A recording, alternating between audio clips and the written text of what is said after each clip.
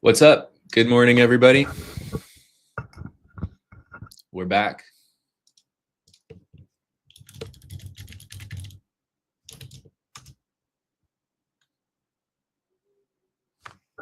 Good morning, Lucas. Welcome in. First one in.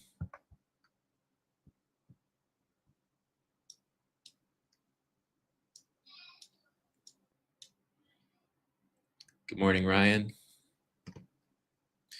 So finally have some interesting change in structure today going on. Sellers have entered the chat.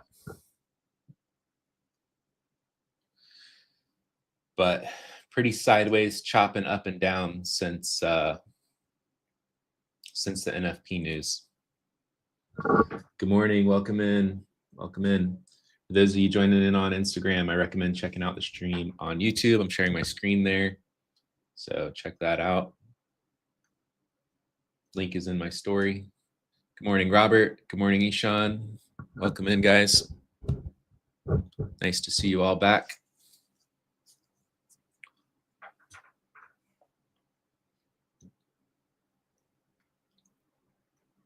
Good morning, Ray. Welcome in, dude. All right.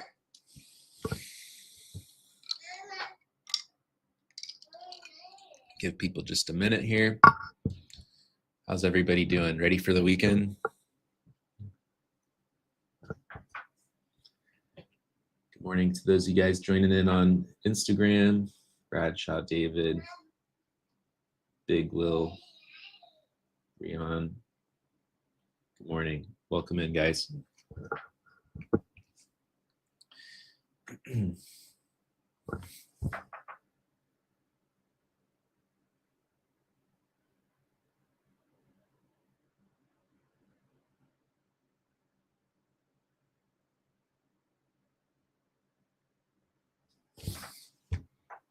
All right, so we'll start jumping into the analysis here momentarily. Good morning, the lucky Dogfish. Good morning, Laksh. Today is your first day on a live account. Be careful, this is a tricky day to be on a live account starting out. NFP is a day you want to always be cautious around. Non-farm payroll is a big one. FOMC rate decision is a big one. We had both this week. It's been a pretty tricky week. So we've survived it though. Green week on a week like this, just survive, protect capital, be defensive, be cautious, capitalize when there's good opportunity. Did I catch Dylan's webinar? No, I didn't, unfortunately. I don't really tune into those webinars very often. I try to sometimes, but it's like right when I'm getting the kids ready for bed and stuff. So yeah, I caught longs as well. I think I saw his post on Instagram and I caught the exact same long. It was so clear on Bookmap, and I was watching that late afternoon, saw that absorption. I got in that, and I mean, it was just like a no-brainer buy. When we dipped under that 63.74 level, prior day lows as well, and then we saw massive absorption. It was just a no-brainer buy. So my two best trades this week, really the only two winning trades this week, unfortunately, have come in the afternoons after the stream, but they were still from the game plan that I shared with you guys. Ishan petition, we need another full week of lives. I'll consider it. We'll talk about it.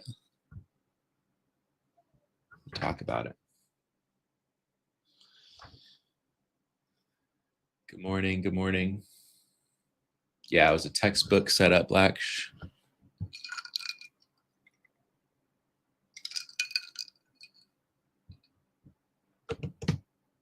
So we're kind of messing around here in the pre-market. A lot of selling has already occurred overnight. But all right, we'll start jumping into the analysis. So if you guys remember going a few weeks back on the live streams, we were in this consolidation range, this kind of large consolidation range after we broke out all-time highs. This is what I'm talking about here. I'm not going to leave that on my charts, but just so you're aware of what I'm talking about. Let me kind of shrink this in. Let me go to blank to eliminate confusion here. Just want to highlight what I'm talking about. So we broke out of all-time highs. We consolidated here, kind of like triple topped and rejected. And then that last time we came and swept out the lows of that consolidation range, and then we rallied super aggressively. So that action, when we swept the lows of that consolidation and rallied, carried a lot of my analysis in that time. I'm looking at the 4-hour chart here, contract adjusted. Let me try to get this on. It's kind of hard for me to get this on Instagram, but I'll try. I'll try for you guys.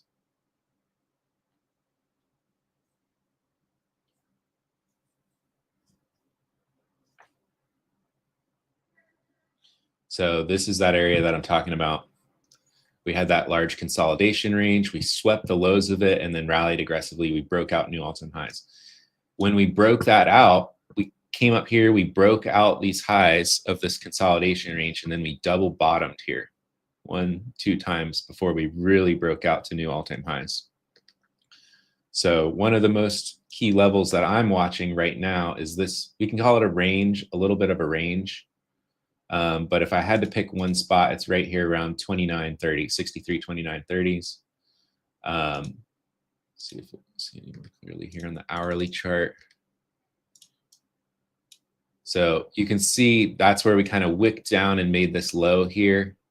It was kind of this basing area and then rallied.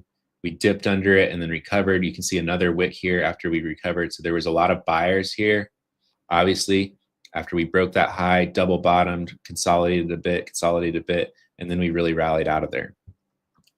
So that's kind of like my line of support / resistance right now. I like that just because of all the context that I just talked about. We had this consolidation range. We swept out the low of the consolidation range, then we broke out of the high of the consolidation range. Very bullish. So here at the high of this consolidation range that we broke out of, where we double bottomed off, we've now broken back under that. That's extremely bearish.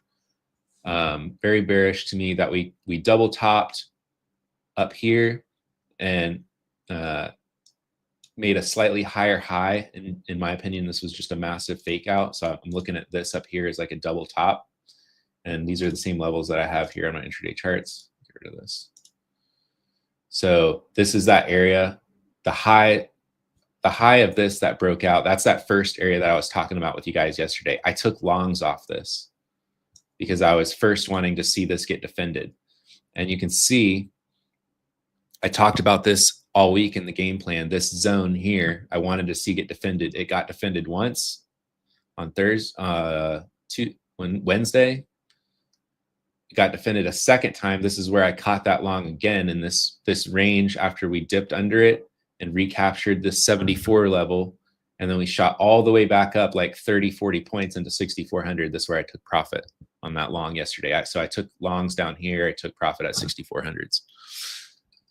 But look how well that worked. 6,400s, that key level rejected. We broke back under it. And then overnight now, we retested this range that we broke under and rejected. And look, once that range broke, look how much more selling came in, down another like 1+% on the S&P.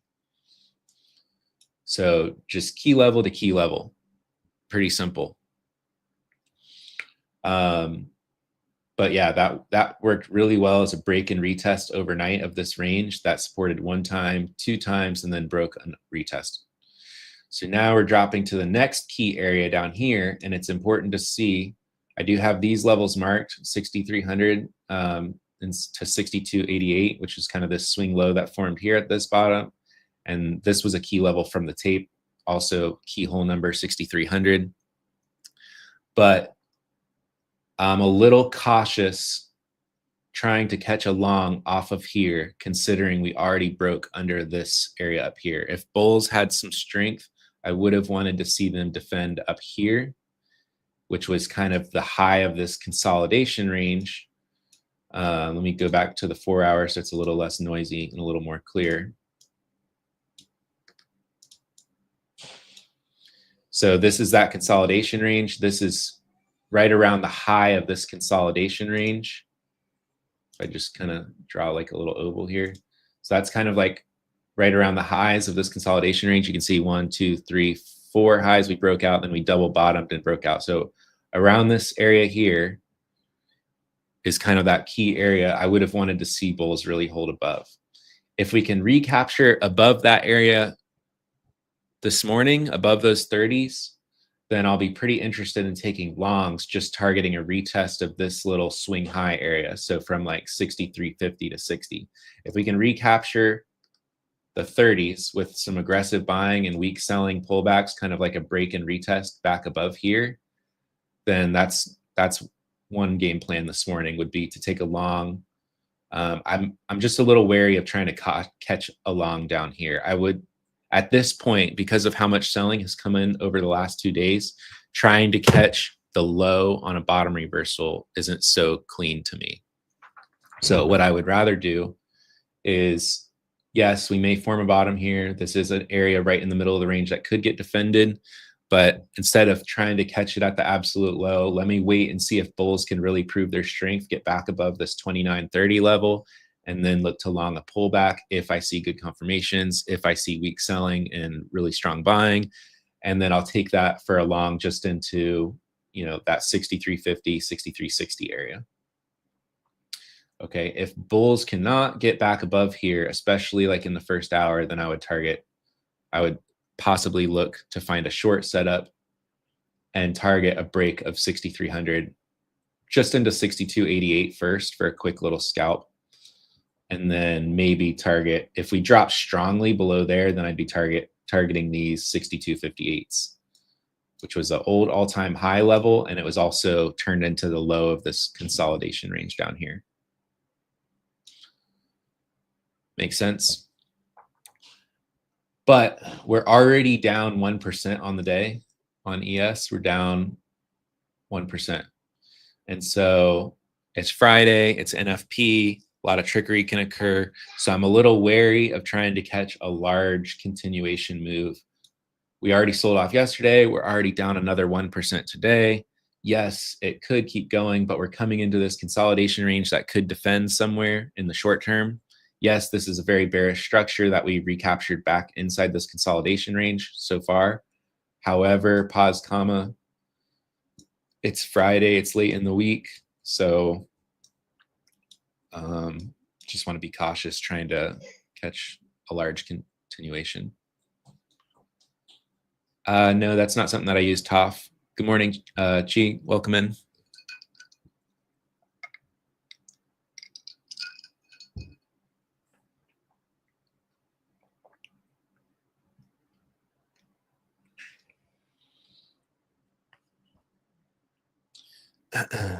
So that is the game plan in a nutshell. Covered it pretty quickly. Good morning, Richard. Welcome in. Welcome in. That is the game plan in a nutshell, guys. So I'm going to get rid of this now. And pretty much all of that can be seen just on the 4-hour and the 1-hour chart recently. I can drop down to lower levels and we can see some stuff, but see how that looks on some lower levels. We are consolidating here a bit, but like I said, we already bounced and retested here. So I would have loved to short this, but unfortunately, I'm not looking to trade that in the pre-market, and that occurred right on NFP news. So that occurred. That was a news pop right into that level.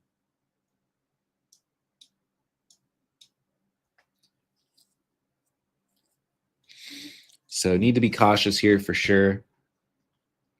If we get another really large drop here this morning and we go and wipe out the lows of this consolidation range again, I may look for a quick scalp if I see significant absorption. Like if the wheels come off today, especially early, and we go and take out the lows of this consolidation range.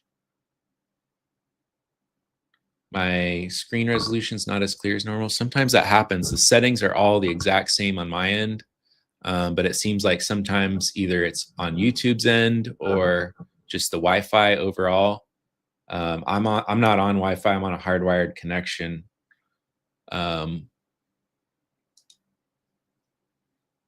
But yeah, it seems like sometimes for whatever reason, the connection's not super ideal. Yeah, it's on YouTube's end, Marcus said. I think that is the case because there's not really any rhyme or reason. I've checked my internet speeds are solid, and the settings are all the same on my end. It's just occasionally, it seems like on YouTube's end, the streaming is lower quality. But I'm assuming maybe it's just times of like heavy usage on YouTube's end. Maybe the stream qualities drop. So sorry about that. Hopefully it's still usable.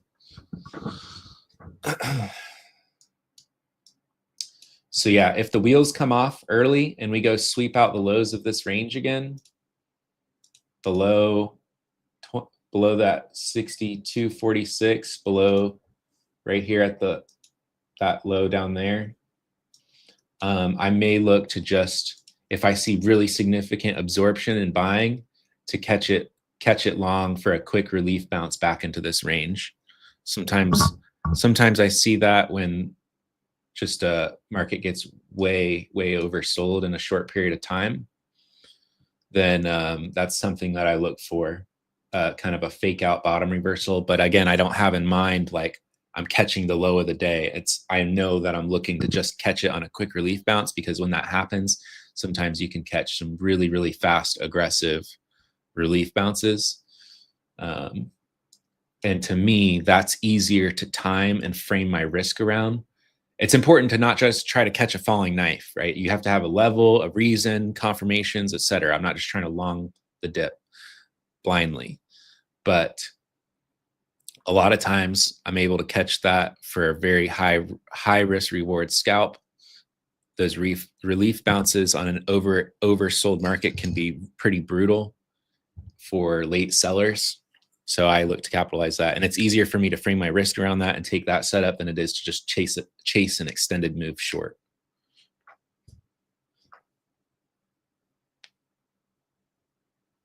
Judah, good morning. Welcome in. Told you yesterday we were going down. Yeah, we sold off for sure. All right, flip this around here. So for those of you tuned in on Instagram, I'm going to stay on the live stream on YouTube. The link is in my story and the link is in my bio. I recommend tuning in on the YouTube live stream if you'd like to stay on for the trading session.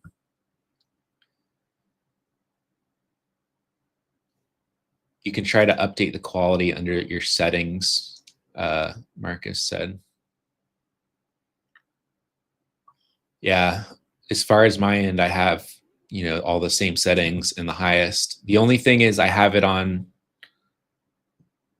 not ultra low latency, but I have it on low latency, which I always have it set on. So you guys get a little bit more real-time stream from me, which degrades the quality a little bit.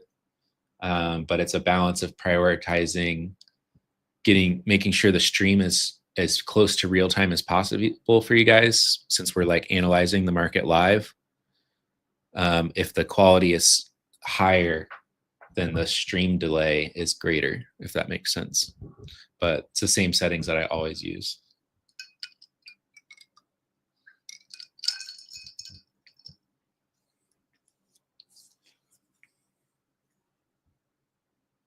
What's up? Good morning.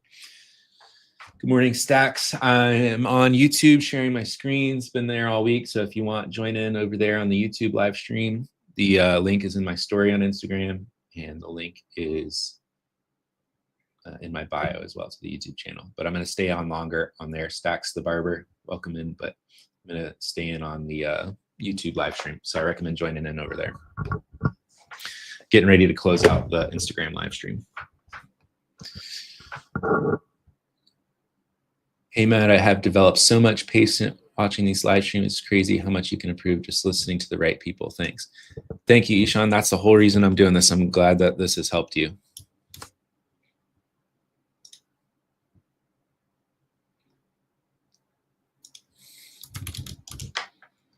So lots more to come for you guys.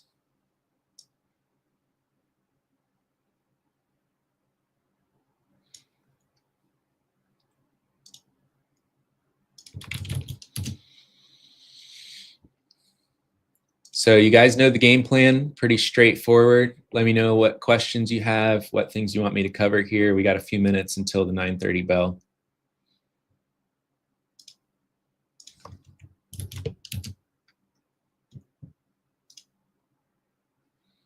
Good morning, Andrew. Welcome in. Thanks for showing up every day this week. You're welcome. I appreciate you guys showing up every day this week. Glad. I mean, it's a lot easier to want to help people out when you consistently see people showing up and doing their best to improve and work on things. It makes you want to continue to help them.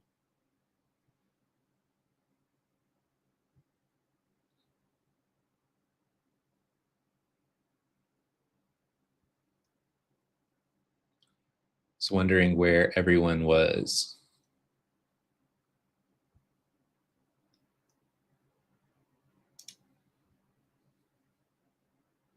Good morning. Good morning.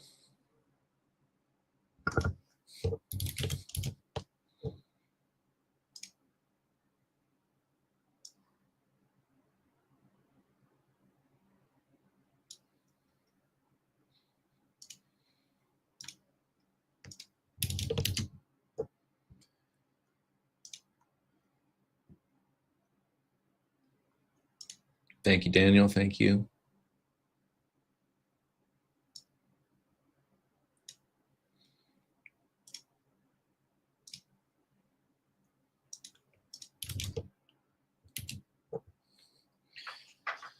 How do you deal with anxiety while you're in the trade? Size down. Don't be feeling anxiety. If you're feeling too much anxiety, you might be trading too big. Somebody asked on the Instagram chat. Size down and what level you mark in the charts to see reactions. I use support and resistance, supply and demand, and key levels that I developed from reading the order flow, and also open highs, lows, and close.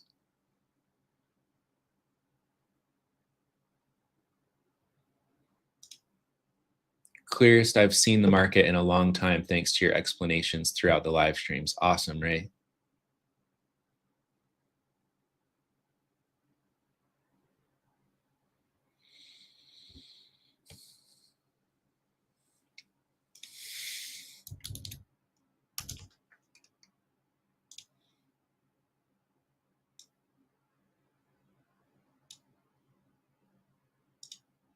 Has VWAP helped you before? I do keep VWAP up. I do watch VWAP, but it's not like I'm using it to take trade entries off of. Sometimes I'll just use it as a target, or I'll just use it to gauge like market strength and direction a little bit. And I also kind of look at the 20 EMA sometimes as well. But again, it's not a super thing that I use for like a trade entry or trade confirmation at all. It's just something that I kind of put context together. But I know a lot of people place orders around it a lot of times. So sometimes I'll use it for context in my analysis, or I'll use it as like a target for a trade. The index futures are typically, more often than not, a mean reversion market, meaning like anytime they get too far away from the mean, they tend to reverse back towards that average. So VWAP kind of being one of those averages. So excluding when there's a strong trend for a while, but more often than not, when it gets too far in one direction, it tends to revert back towards VWAP or back towards the mean.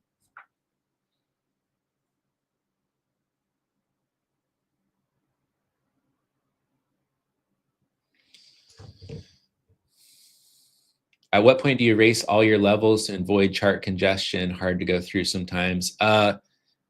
Anytime, as soon as a level becomes invalidated, it's gone from my screens. And every day I go through blank charts and do a new analysis. I've already done this once this morning, and I'm doing it again with you guys. See how I have this drawing sets here? So I have like my regular intraday levels that I'll clear as soon as they view them as invalid. And I mean, look at this. This is almost 150 point range, and I have 1, 2, 3, 4, 5 levels, and then the high. I have 5 levels in this 150 point range. You know what I mean? So I'm not marking levels all over the place, even though it looks like it on this daily chart. But really only focusing on key areas and not The only thing that I'll add in this is when I see key stuff develop on the tape or price action intraday. And you guys saw how clearly all of these levels reacted.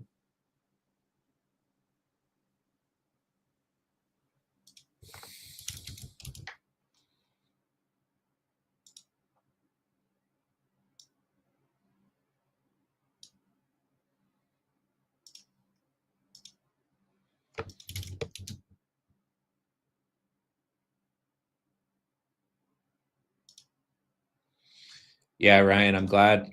If anything, you know, you guys can get lots of like takeaways. I feel like there's so many things in these streams that are kind of read between the lines, things that you can learn, not just the analysis and the trades themselves.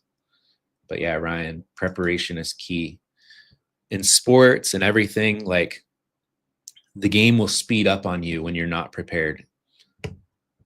When you're well prepared, then the game slows down on you and you're much more clear on your execution and you're not second guessing or whatever, because you're already very cleared, very confident on your analysis and what you're looking for. But when you're not well prepared, and again, also if you feel like very like nervous and anxious and unconfident going into the trading day, that's a good sign that you're not prepared enough.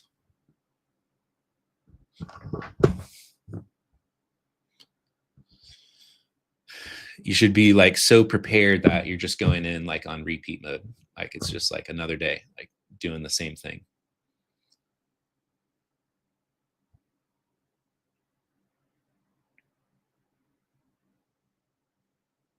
Good morning, Jorge. Welcome in. How to use the footprint chart? Is it mainly Bookmap that you use? I use both, but I use the footprint chart the exact same way that I use Bookmap. It's just another way of viewing the same information. Oh, I just realized I don't have my DOM up. Silly.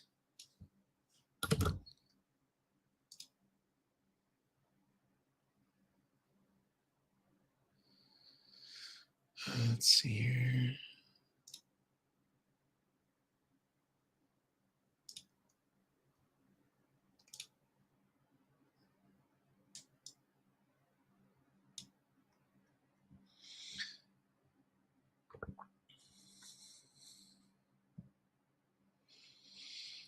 All right. So for everybody tuned in on Instagram, I recommend joining the live stream on YouTube. I'm going to end the Instagram stream there. You guys know what I'm watching for, but I'll stay on the live stream here on YouTube.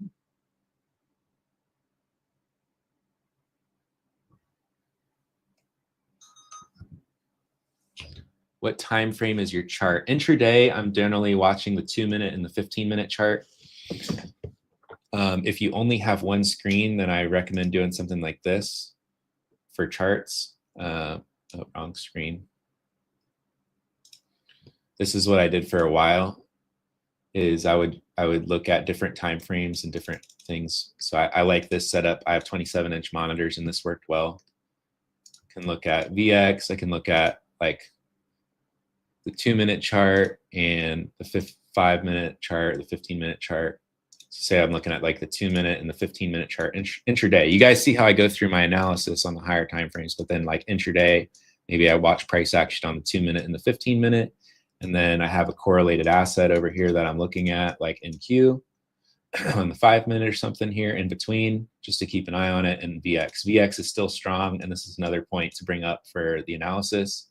VX is ripping, so that's going to continue to add pressure on ES. All right, I'm going to flip the screens over here, go to Bookmap. Market's about to open.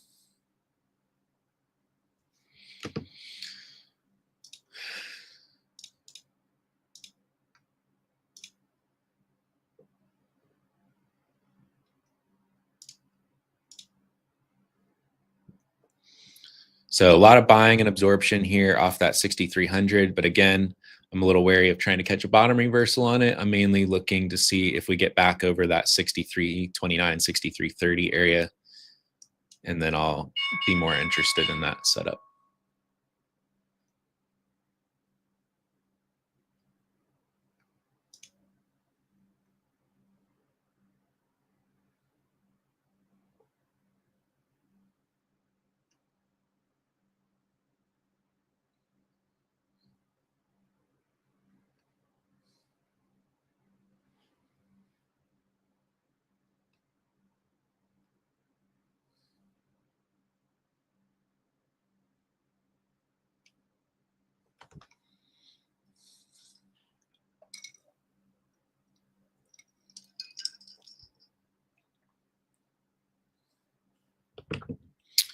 So we rejected in the pre-market off the news. We rejected 29s again. I would have liked to short that, but rather just wait here. Market's pretty heavy still, pretty heavy selling despite all the buying that's occurred.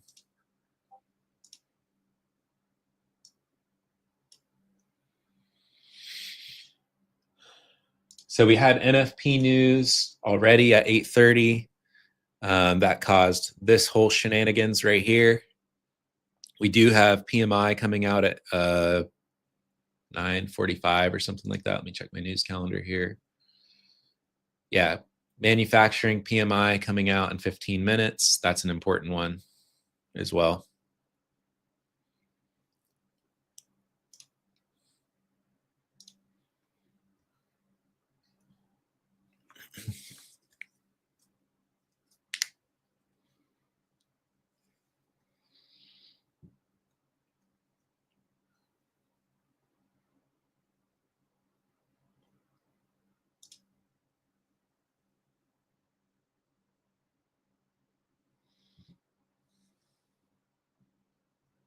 Just a lot of heavy selling coming in here. Definitely go take out those 62.88s. I would have loved to short it on the pop up there at the 63.29s, but unfortunately just happened in the pre-market off news. Just a lot of heavy selling coming in here.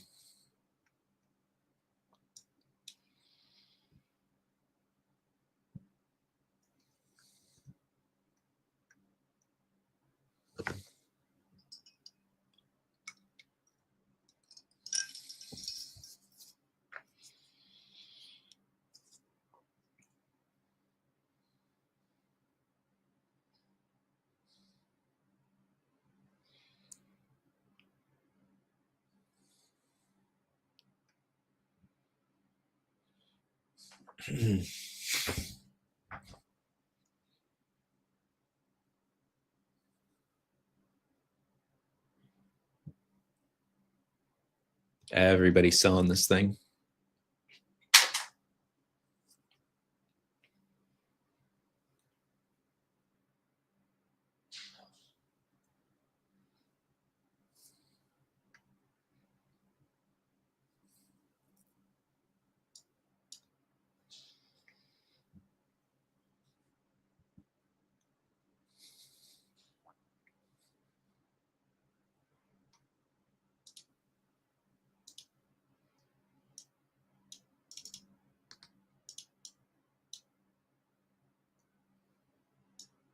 Do you want to see what happens here if we dip under these 62.88s? We're a couple points off. Yeah, VX is definitely adding pressure.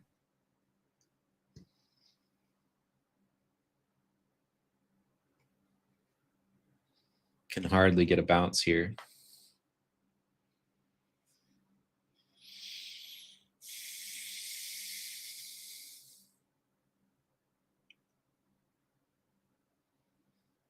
The other thing I think today is that tariff deadline that Trump had set. It's a lot of resting orders right down here under that 88 level.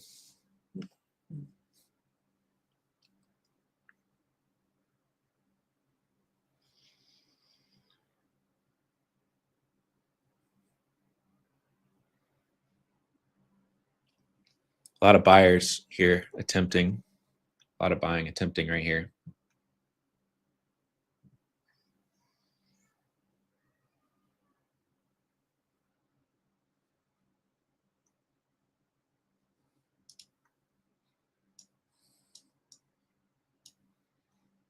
A lot of buying coming in right here. See if that goes anywhere.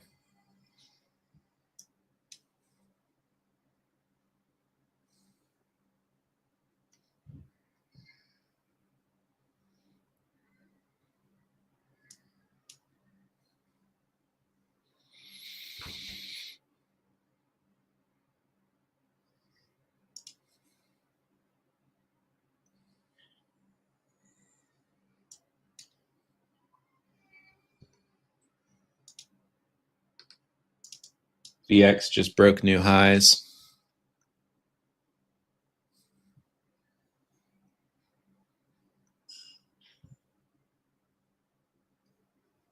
See if VX continues higher above 19, above the highs, or if it rejects after taking out the overnight highs.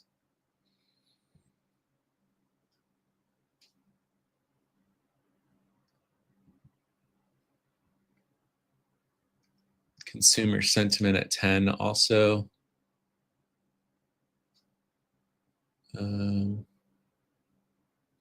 Yeah, consumer sentiment. It's a little bit more medium impact, but yes.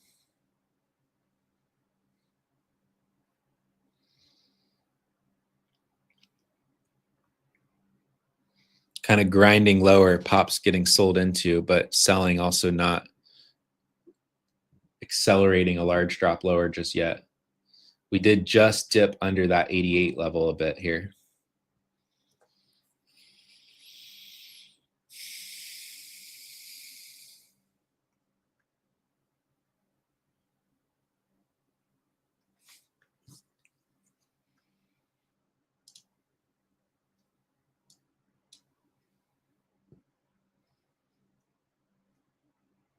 So there's some larger selling on that dip under that 88. See what happens right there. See if that continues or recovers back above that 88.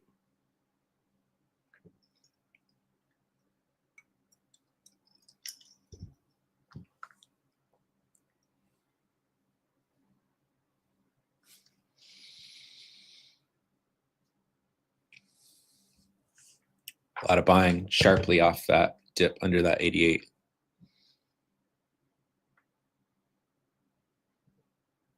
Kind of a lower volume sweep area here. I might take this for a little scalp long if we get a little pullback here. I like this. Man, I like that. Just a long scalp into 64 or 6,300 again. I don't know. Not that. See if we get a little pullback here. I like how this bid just popped up to defend this right here. It's kind of, it bid got filled and then it rebid again. Lower volume area here on that pop aggressively. See if we get a little pullback into here. If it gets defended, I might take a long at that. Pretty like oversold here right off the open into that key level.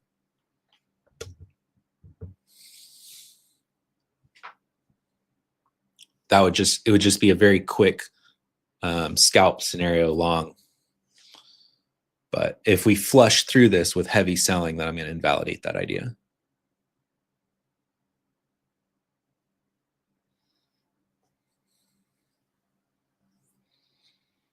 We did just tick the top of that there, but didn't love it.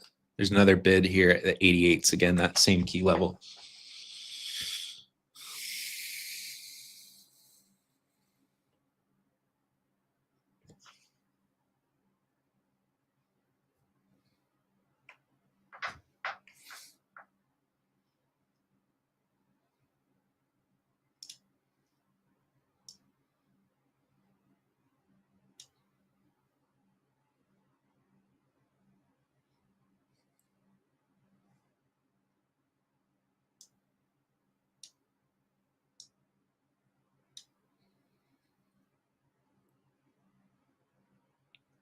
See if we get any more reaction. This bid pulled. That bid pulled. So that's not good.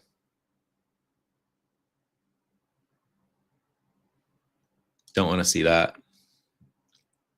See how we're watching the heat map here, and as we dropped back into here, this bid that popped up on the heat map pulled their order. See how it stopped short there? So get rid of this now.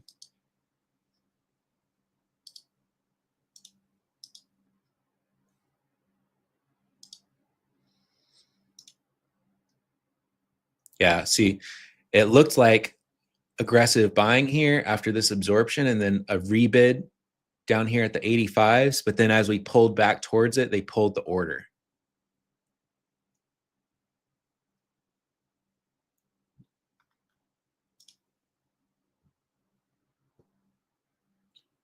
Low volume node, 94.97. Not a ton, a little bit. Yeah, I mean, possibly if we pop back up into there and fail under 6,300, then I would possibly look to take that short.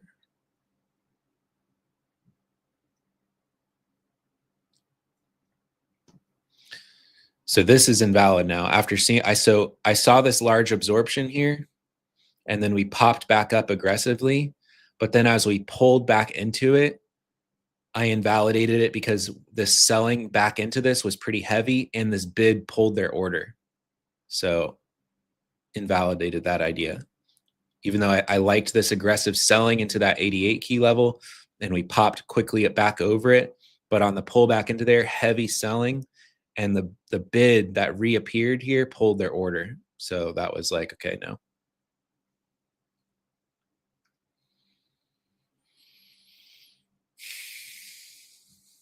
Pops are being sold into in a way we haven't seen in a while.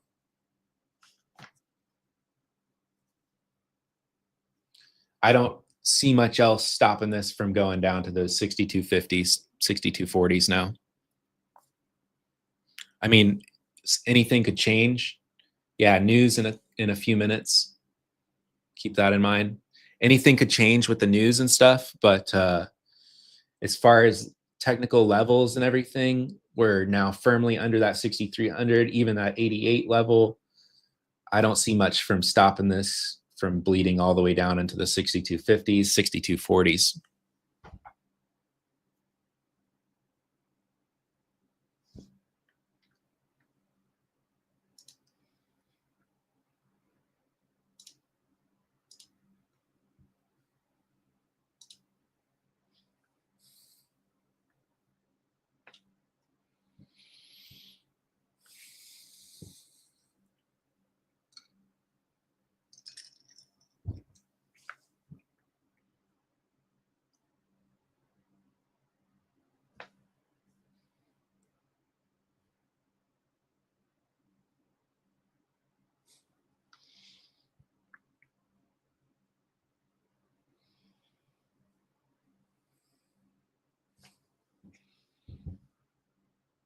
Two minutes till news.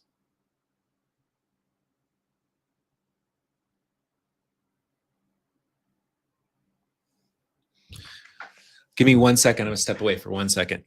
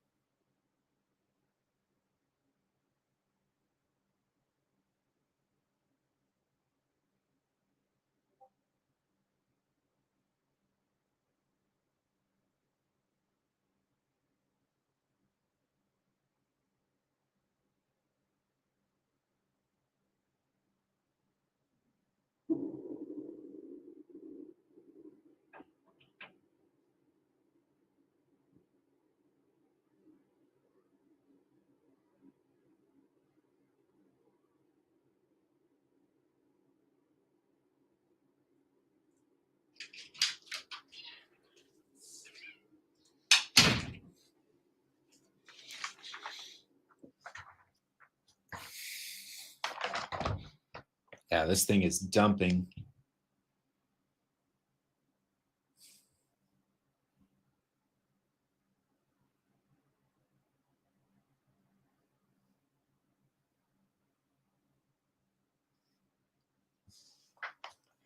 Dumping lower.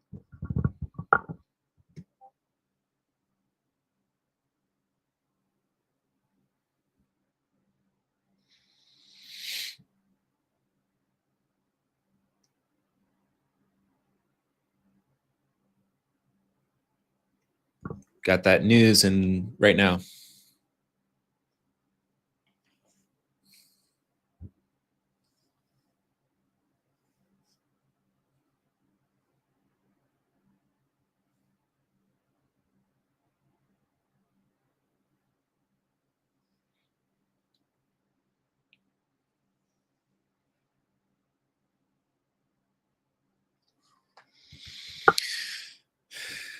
A lot of buying coming in,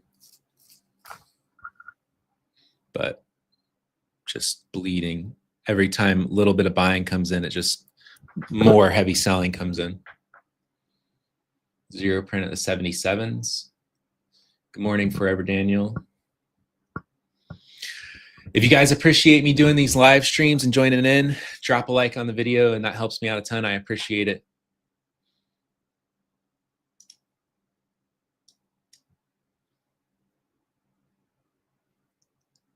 Drop a like. Ishan started a petition to do this again, another week of live streams.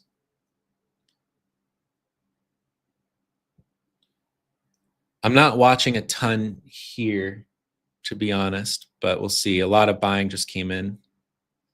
I am watching that 6,300-ish area.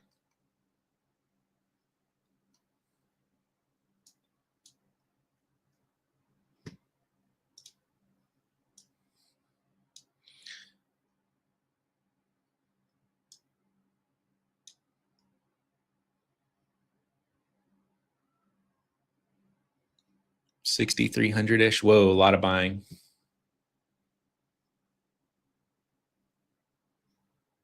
A lot of buying right there. Ton of buying. I just jumped in that long at 67. I'm going to go break even with my stop right away. Let's target just a quick relief bounce into the 80s, maybe. But I will stop out for break even here if it drops. I want to see it go immediately.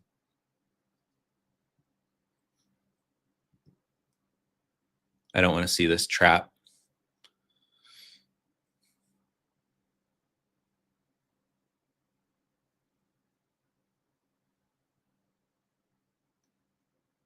Yep, took me out, break even. Trapped him.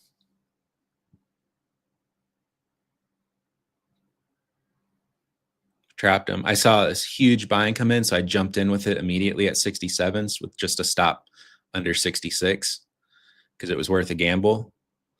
But as soon as it popped on that aggressive buying, I moved my stop to break even because I was just going to catch a relief bounce back into the 80s to 90s. But it got absorbed and stuffed, so took it off break even. That was kind of that setup that I talked about. If we get really oversold into the low of this old consolidation range.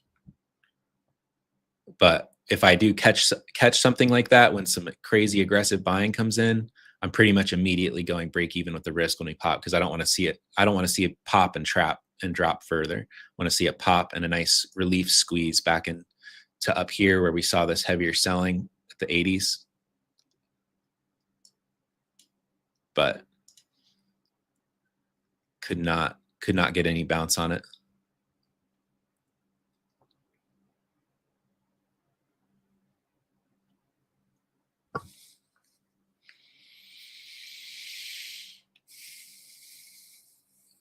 We have that old all-time high consolidation low level around 62.58. If we dip under there and there's still no pop, then I am interested in that setup that I told you guys about in the pre-market, where we get a really overextended sell-off quickly, and I see just a ton of absorption and buying coming in, kind of like this. Then I'll look to take it for a scalp and just target this, probably this low volume area here between 70 and 80. That super low volume sweep on that selling. If we continue to drop down here, look at all these bids under that 62.58 old consolidation low level. That would be kind of like a really overextended sell-off and could set up for a really sharp aggressive relief bounce. And I will look to capitalize on that on a quick scalp long if I can.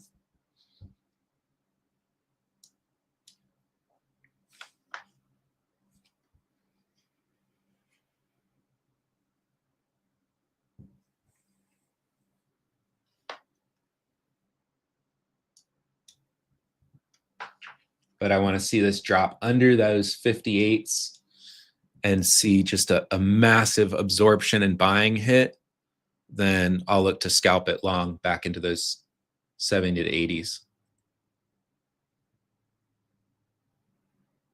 Yeah, I go on when I'm looking for a sharp, quick reversal like that on aggressive buying, then basically as soon as it pops, I'm going break even because my risk was only like 1.5 anyway. And so I'm catching it basically right at the lows because I'm seeing basically extremely aggressive buying here coming in before this forms on a candle. So if I'm right, I'm basically seeing extremely aggressive buying coming in before it forms on a candle chart that most people see. And so once it does pop, then I don't, either I'm right or I'm wrong. In this case, I was wrong on this timing. So I immediately pulled my stop loss to break even there at 67.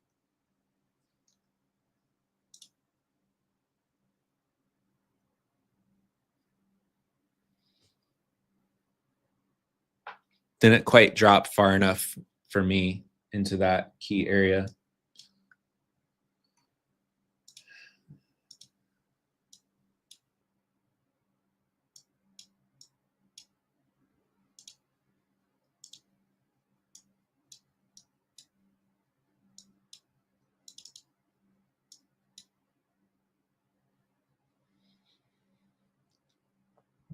So far, every time we've seen this large aggressive buying come in like that, it sweeps up and sellers reload. Look at this, sweeps up, reloads, sweeps up, reloads. So cautious. Look at all this buying.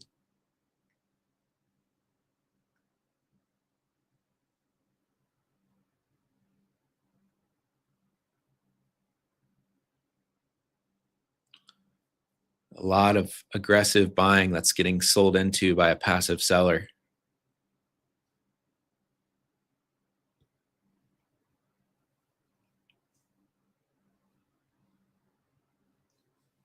Wow. We haven't seen this in a little while, guys. Have not seen this in a little while.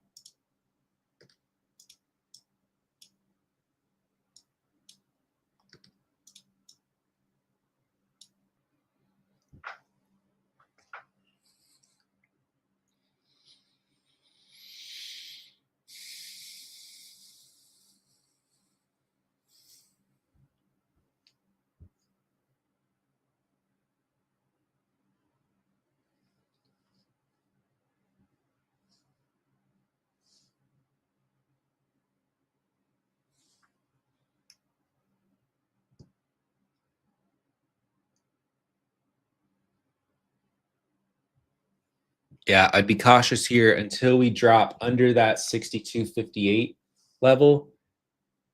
If we drop under there and get really overextended, I think what I would rather see is not this aggressive buying. I'd rather see a ton of significant selling if we drop under these 58s that gets absorbed.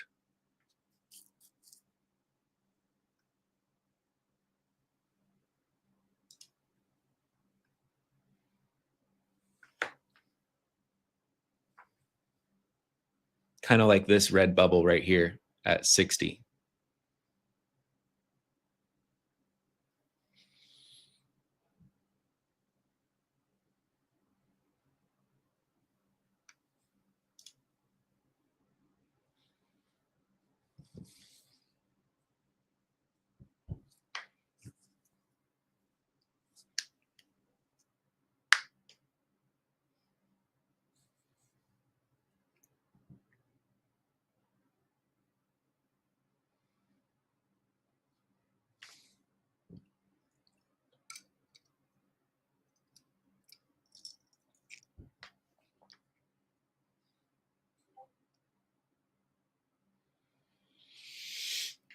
What I like here is this selling right here.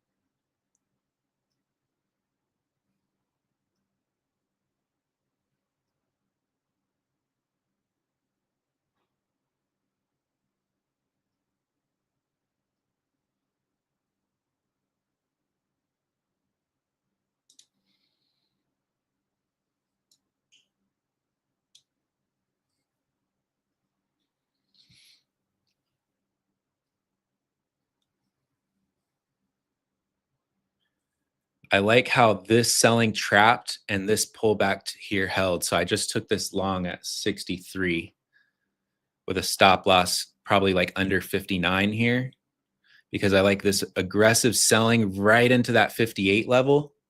And then notice on this pullback, contrary to the last one we see, so we saw that aggressive selling first. And then on this pullback, see how the selling was so much weaker compared to the last time? That's where I took it long right there. So let's see if we can get a pop back into like 75 to 80. There's a super low volume area there. I think somebody also said there's a zero print there.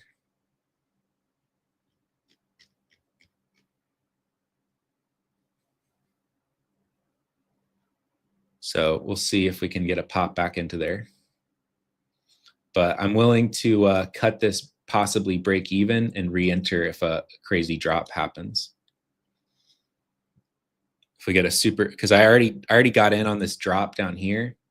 So if we drop below that again, I'm willing to take it off break even and possibly re-enter. I'd want to see this really just smoke from here. Again, I'm in at a 63s.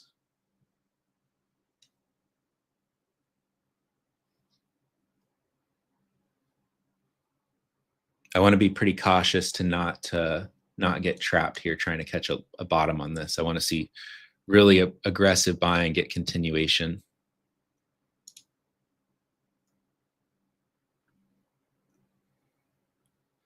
Yeah, I just took it off break even. I'm looking to possibly re-enter.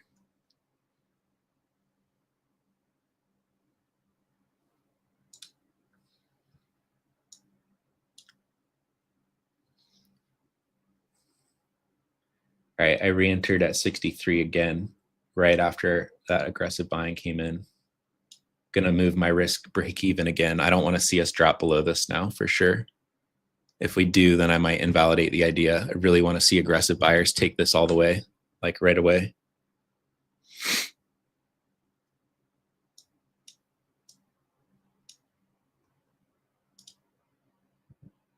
Yeah, took it off.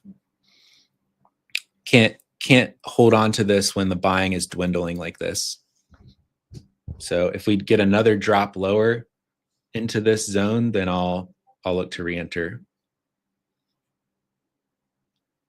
I'm just being super fast with my risk here.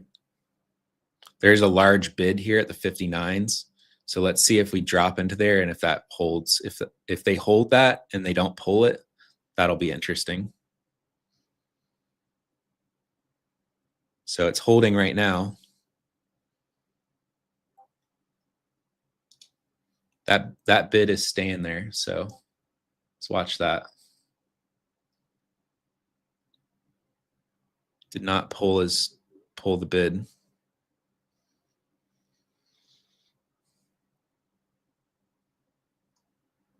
That's getting filled there.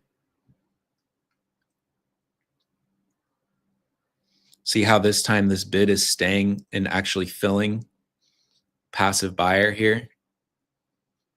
That's different than the last time. We might smoke through it if there's too much selling. We might smoke through it. Oh yeah, wow.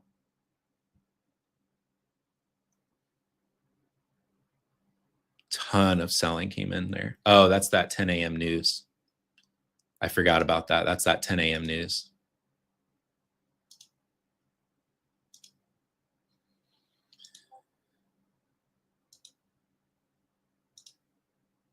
And a couple more break evens for me. Couple more break evens for me. It's very tough here.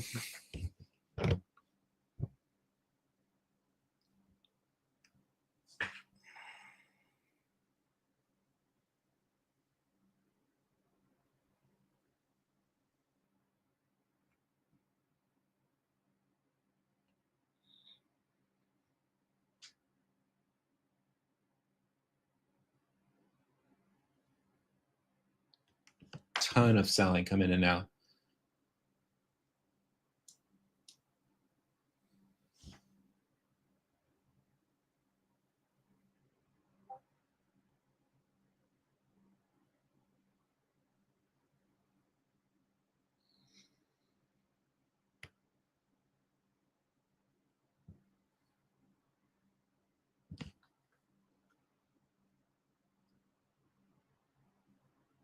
Absolutely getting smoked. So definitely going to be cautious here. Let's look what SPY's doing.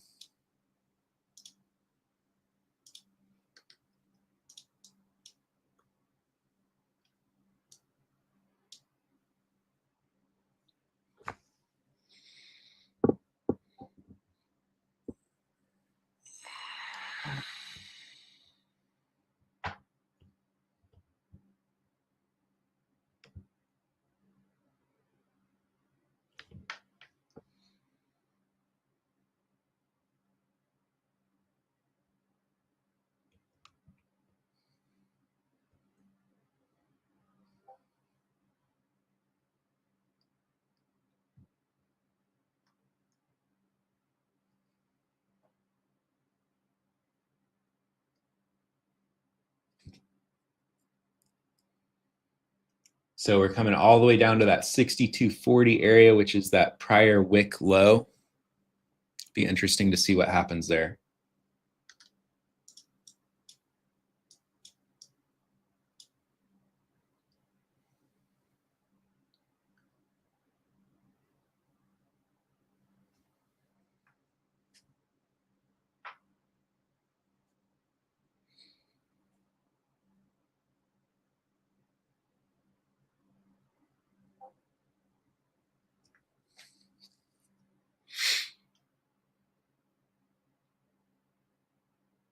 Yeah, no, I haven't really seen any good opportunities to get short. I tried to scalp it on the dip under that area where I saw that large absorption here, and then we bounced. It worked out initially, but then came back. And again, I was super risk off with that comeback and took it off break even, I think like 3 times. So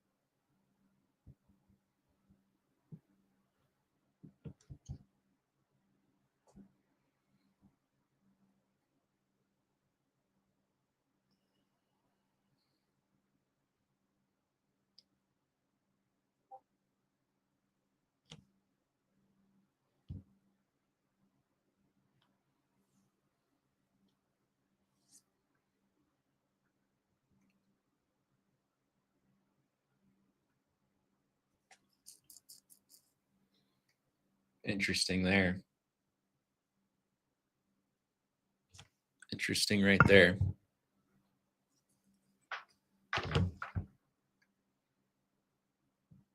Stairs up, elevator down on the bigger picture. Yeah.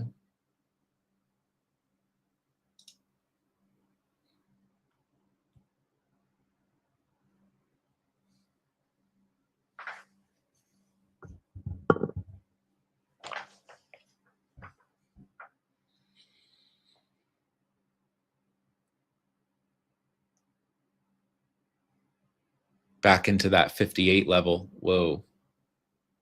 Look at that.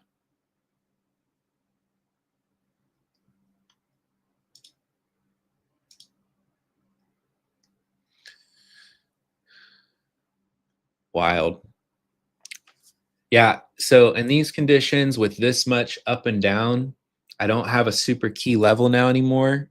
I did like that dip under the 58s to try to capture that quick possible scalp on the long side. But again, as soon as I see that pop in my direction on those, I'm taking it off break even.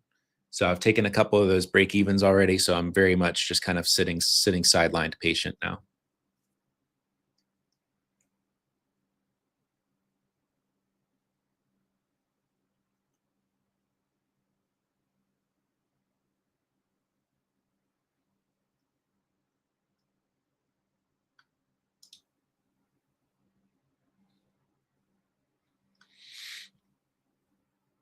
ES is down almost 2% on the day now.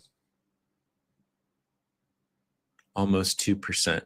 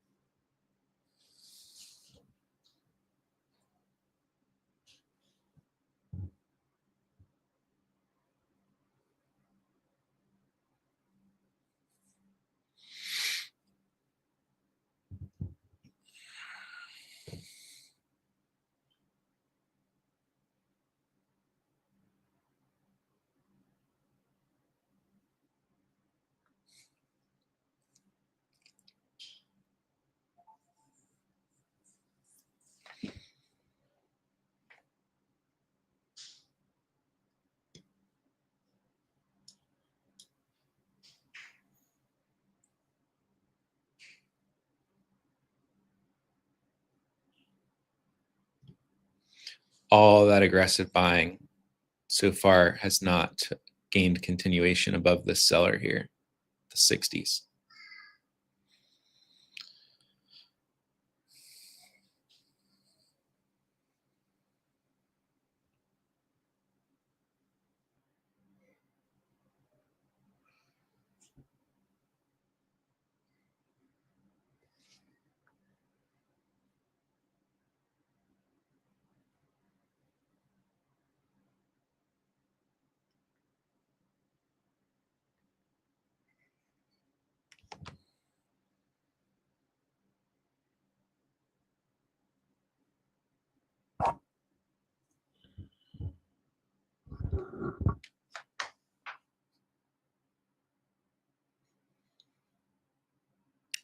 A lot of buying defending that dip, though, into this area that formed.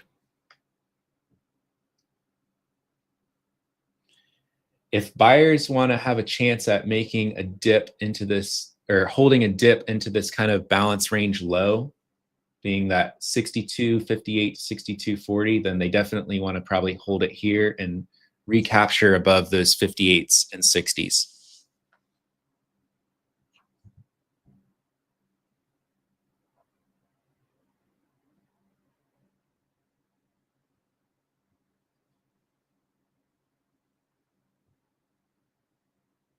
If they can recapture above those 62.58s, then that would be a good sign.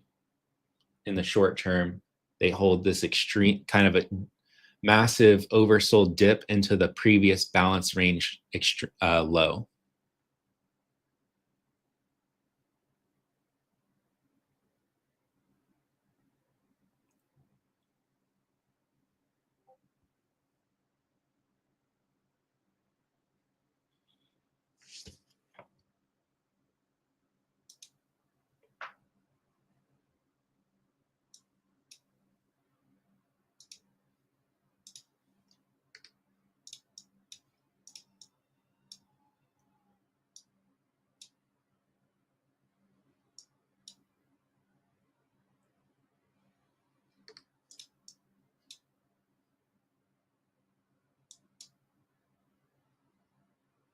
Massive buying there.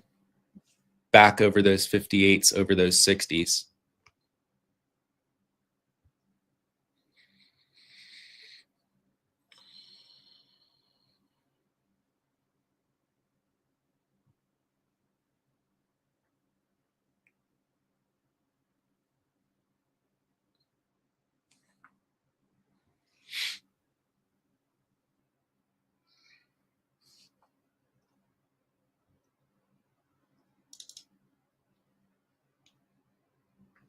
Stopped on your short break even. Hate that.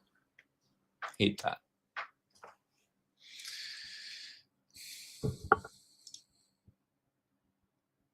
Definitely want to be cautious the later and later on a Friday of jumping into moves.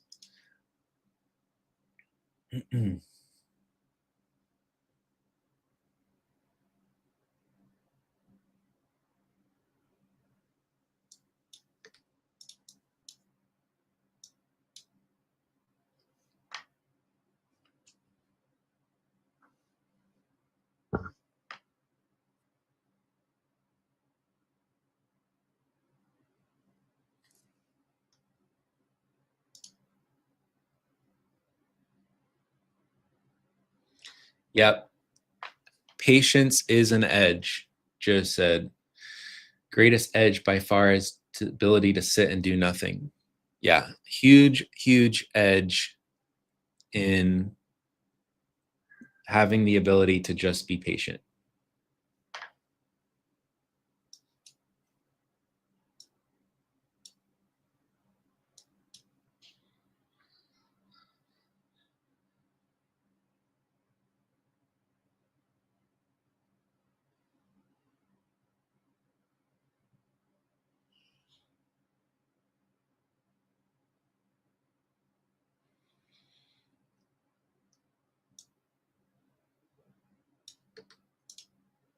Wow, look at that.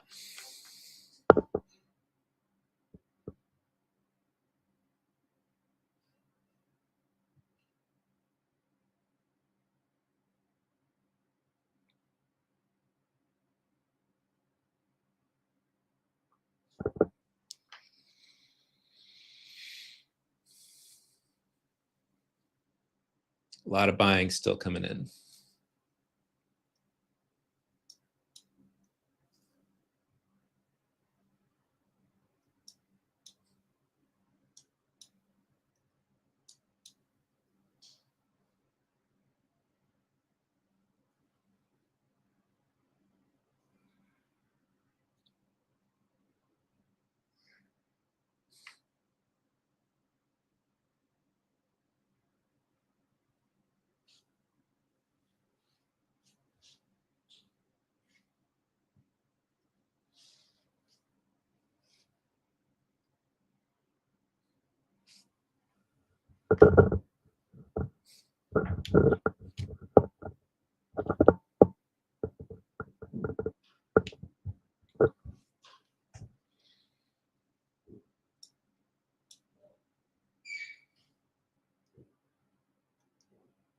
Nice. The one and only all out from the 52s.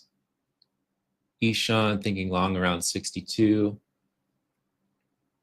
Buyers would definitely want to hold there on a pullback.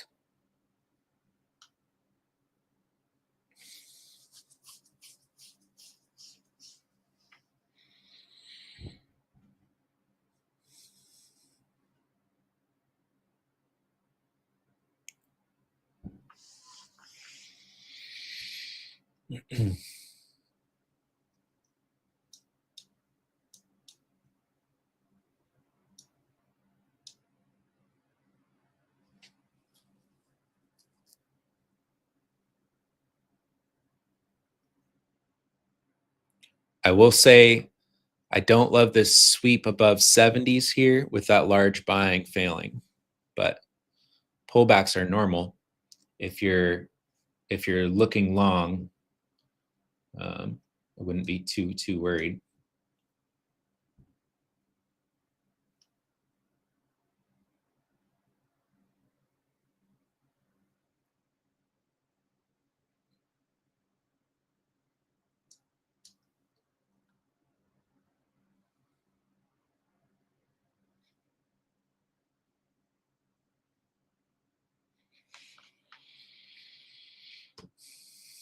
Zero print likely to fill, it seems. It would seem that way.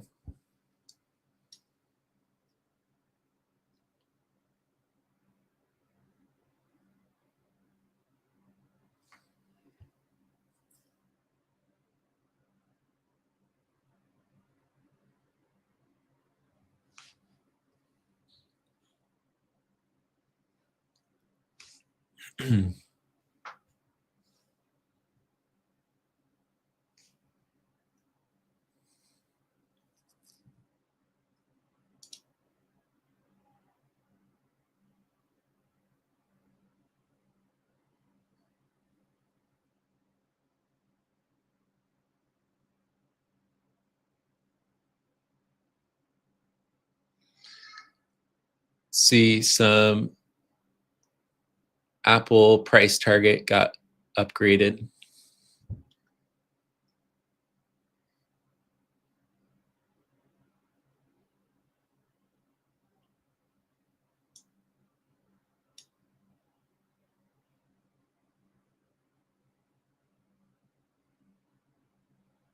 Yeah, I feel the same way, Justin, about using zero prints.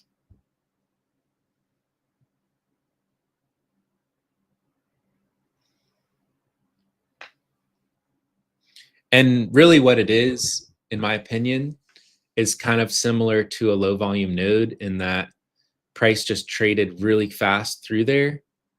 And a lot of times when that happened, the market traded in one direction so fast that it got kind of overextended. And once those participants that were moving price in that direction kind of ran out of fuel, then it's very easy for it to very quickly retrace back to that area just because it was such an imbalance in the market.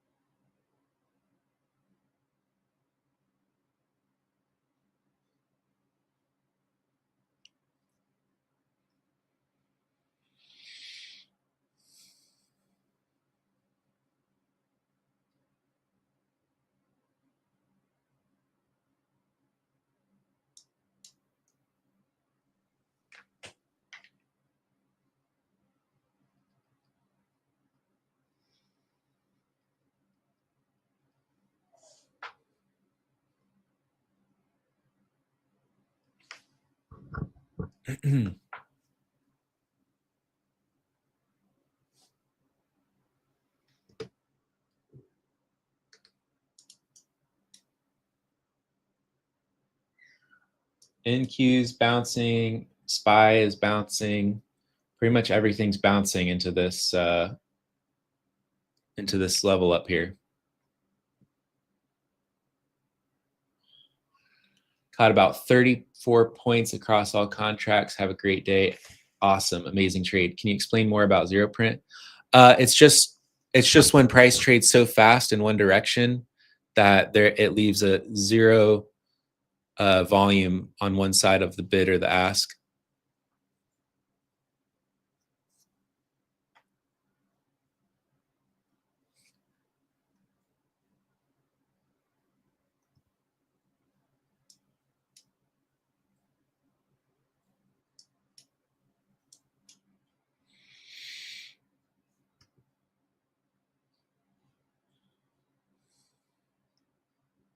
Still a lot of buying coming in here.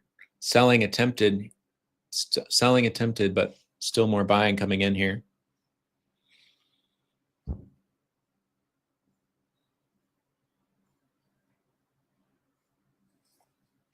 There's 77s.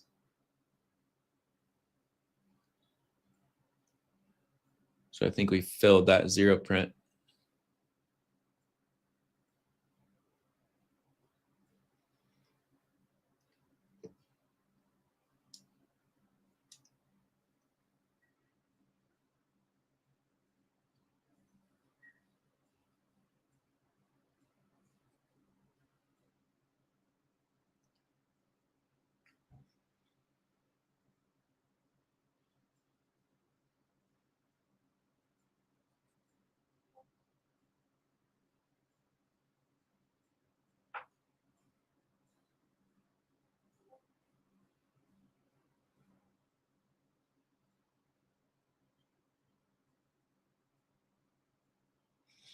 A lot of interesting activity here.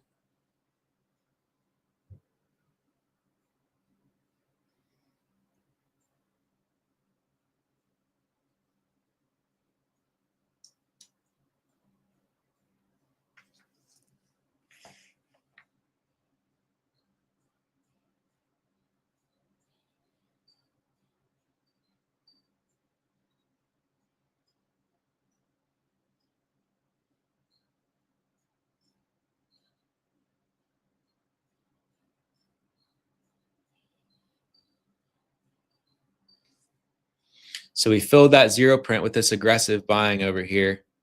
We'll see if that continues. I'm not seeing, there is some selling coming in, but I'm not seeing some massive aggressive selling after that. But the buying definitely started to dwindle a bit, but it could surge back in and continue here. Scaled out at 60. Otherwise, I'm going to make, yeah, no, it's okay. It's still great 16-point win. Amazing. That is not chump change on ES.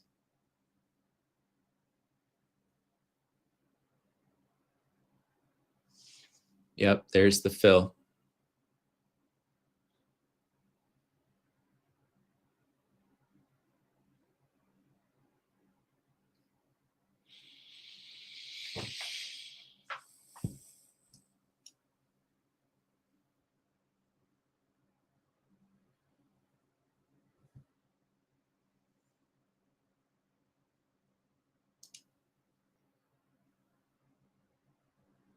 Still a lot of buying though. I mean, relatively speaking, but selling is definitely attempting to reject these 77s after that zero print. But I'll tell you what though, if that selling doesn't succeed on the rejection of those 77s, it could get explosive again above those 77s. Kind of like we're seeing right now.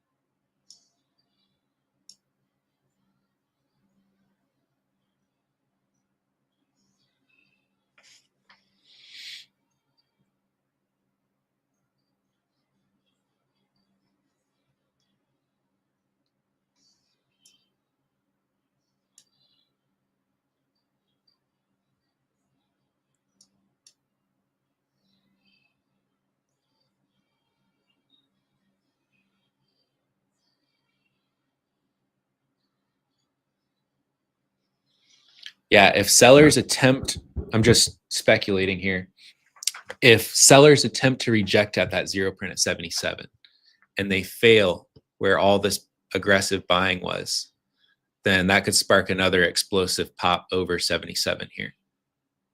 So we had all this aggressive pop here. We consolidated a bit, went and touched those. A lot of people tried to sell that zero print. We pulled back into this spot right here where all of this aggressive buying was. And so far, I mean, this could change. We could still reject from here.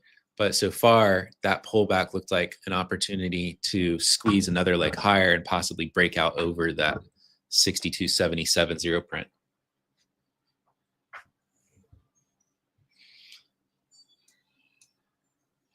But it's still resisting. That whole like 77 to 80 area is still resisting.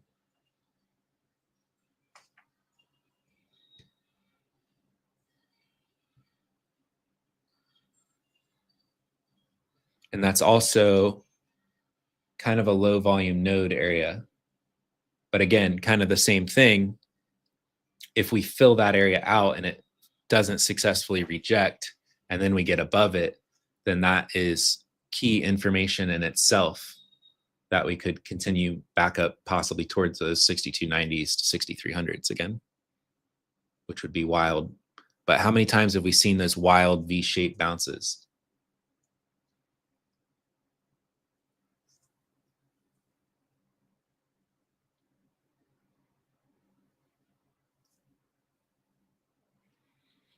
Yeah, see, there we go. That could squeeze. That could squeeze. Look at that.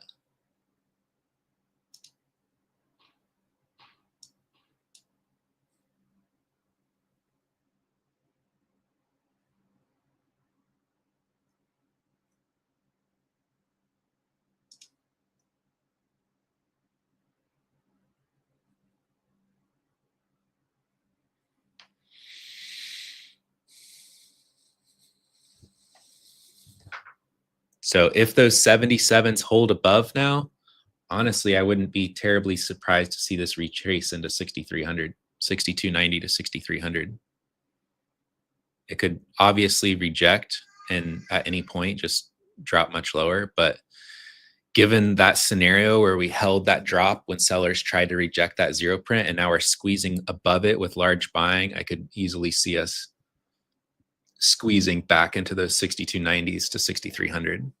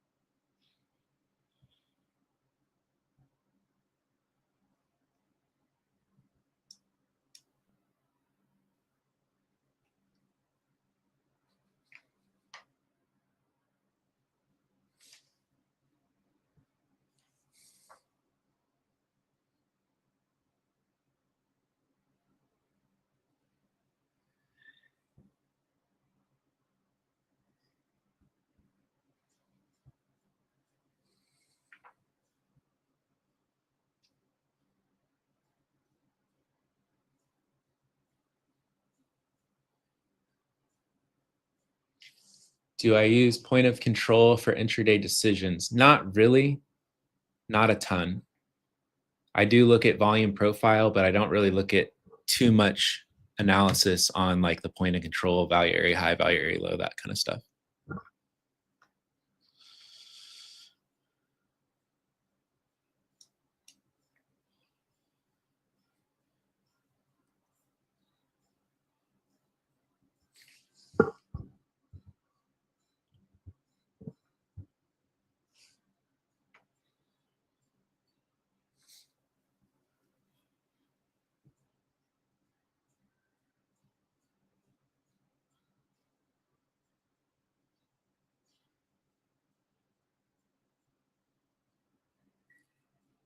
Use love previous day value areas when are in a range.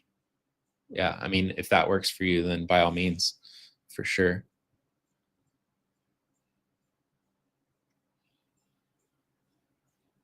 I mostly use the volume profile stuff for just looking at areas of high and low volume. I guess that has to do with the point of control and value area high, value area low. But what I really like is looking for low volume nodes, just putting that context information together with the putting that context information together with the auction theory, supply and demand, and understanding like where and why the market transacted. Yeah, I love how the size of the bubbles made it so easy to tell who is strong. Yeah, that's what I'm telling you. There's so much great like visualization and so much depth of information between the pace of the market, the size of the bubbles, the heat map, and everything that we're seeing on the DOM. So that's why Bookmap to me is just such a fantastic tool.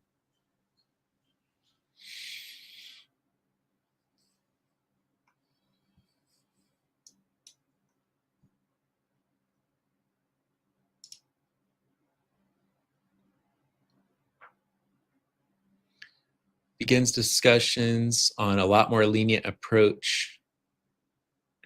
The Fed is beginning discussions about a lot more lenient approach. I'm assuming in regards to rates. Yeah, there's definitely some sporadic orders that just came in, and I think it's that news that just came out 20 seconds ago that the Fed is beginning discussions about a much more lenient approach. So that could possibly mean more like rate cuts, quantitative easement, etc., which would possibly be bullish for the market.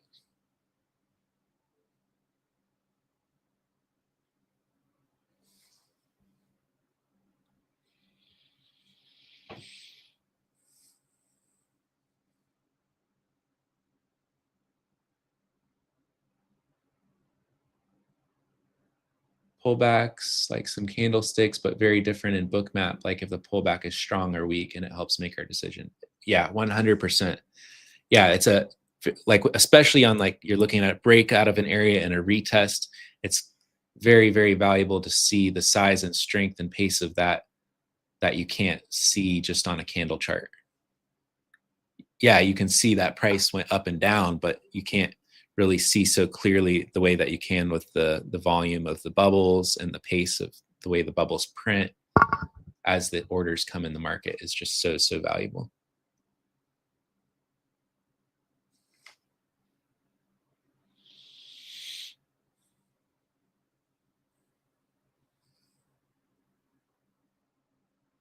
NQ is ripping.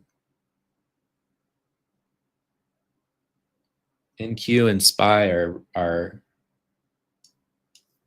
ripping.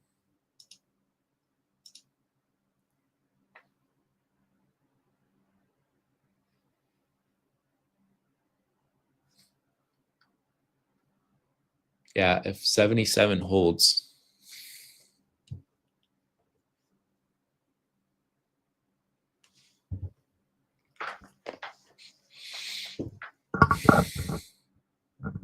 It is flying.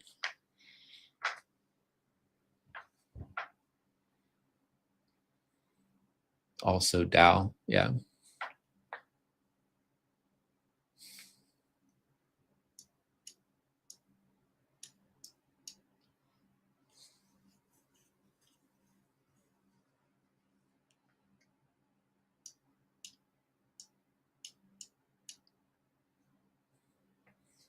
Yeah, it is ripping.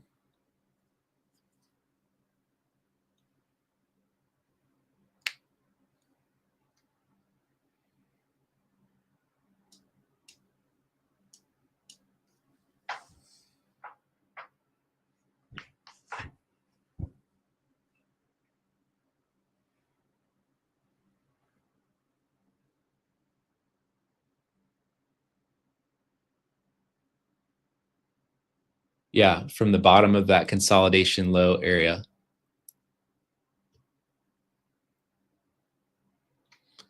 Exactly.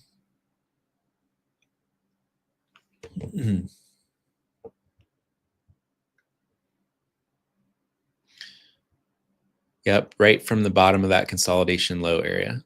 Instant rip.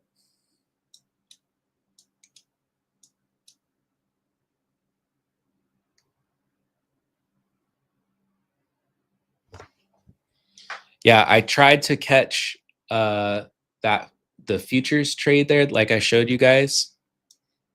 But like I said, I stopped out of that multiple times. I didn't call this because I don't want to encourage anyone else to do this, but on my options account, which is separate from this, I did take 0 DTE calls on the dip under that consolidation range, but I basically just sized for 0 on that. But they're up like 100% now. But I don't want to encourage anyone else to trade like that. But that is a setup that I trade on 4-hour charts. If you guys watched the live stream that I did with Edu, I talked at the end of that about the swing setups that I potentially take or option setups that I potentially take on fake outs of 4-hour consolidation ranges. But the reason that I did that with options and 0 DTE is basically I could size the trade for 0 and I don't have to like tick a stop loss the way that I do with futures because it can be wicky.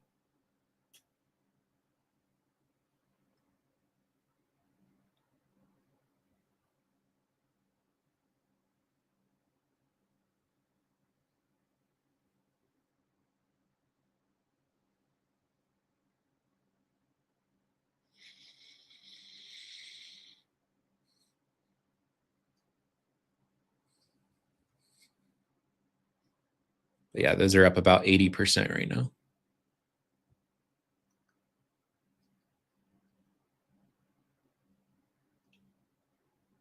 SPY, I got about 30 contracts of SPY.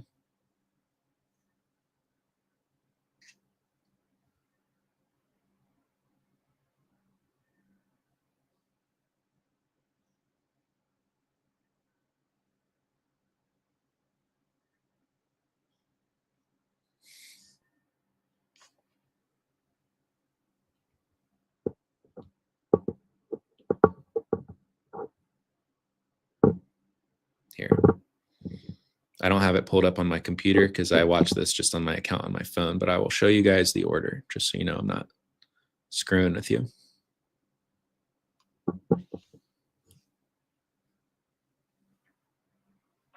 No, it's not going to show. It's all washing out. I'll show you on Instagram. Follow me on Instagram if you want to see an update on that trade.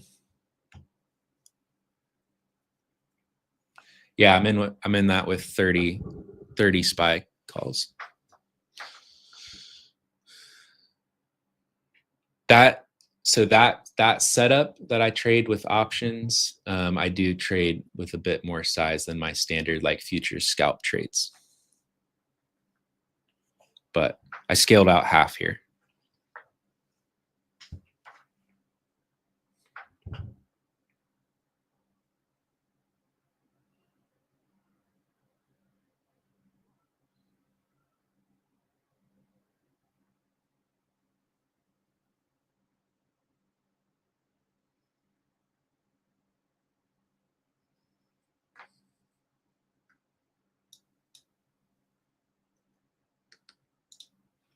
NQ has gone up almost all the way to the pre-market lows now. NQ is relatively ripping.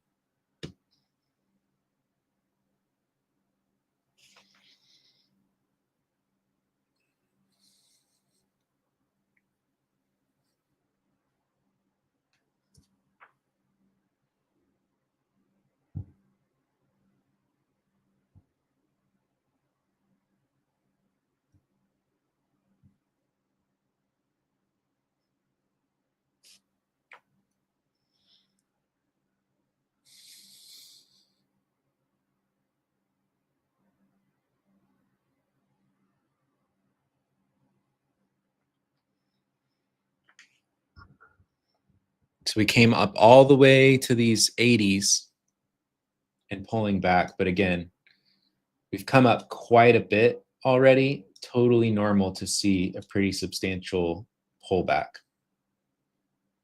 But would ideally prefer to see bulls hold above this zone that I marked out here now.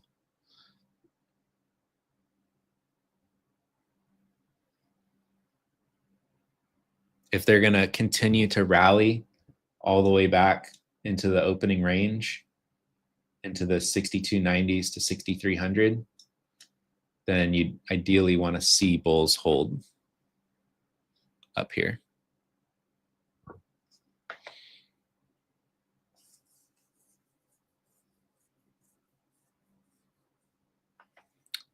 I trade like 95%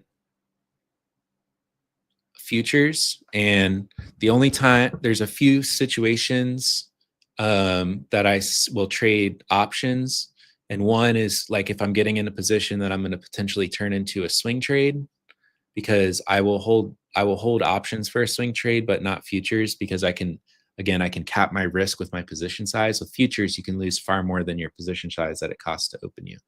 And so even though I can set an order and everything, it just makes me not sleep at night to swing trade futures. So I can limit, even though ideally my stop loss would not be my full position size, but I'm not gonna like explode my whole account more than my position size on options if something goes crazy, happens overnight. And then the other time that I look at options is exactly like today, when I see an overextended move into a key area, specifically under like a sweep under like a 4-hour consolidation zone, and I can take it with 0 DTEs and just have massive risk versus reward if I'm right, because the percent gains can be massive in a very short time.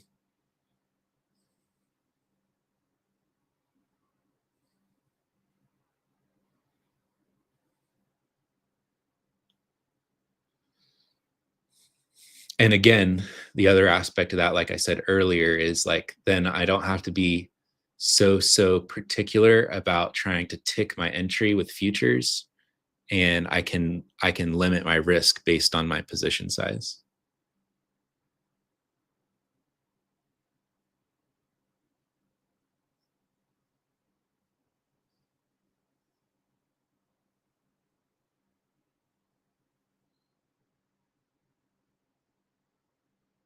I talked about that. I did a live stream on Instagram with Edu. Dr. Stocks is his page. And I did a live stream talking about resilience and how important that is with trading. It was I think a great video that you can get a lot from. But as kind of an Easter egg, I talked about a setup that I like to trade at the end of that. That was back from July 1st.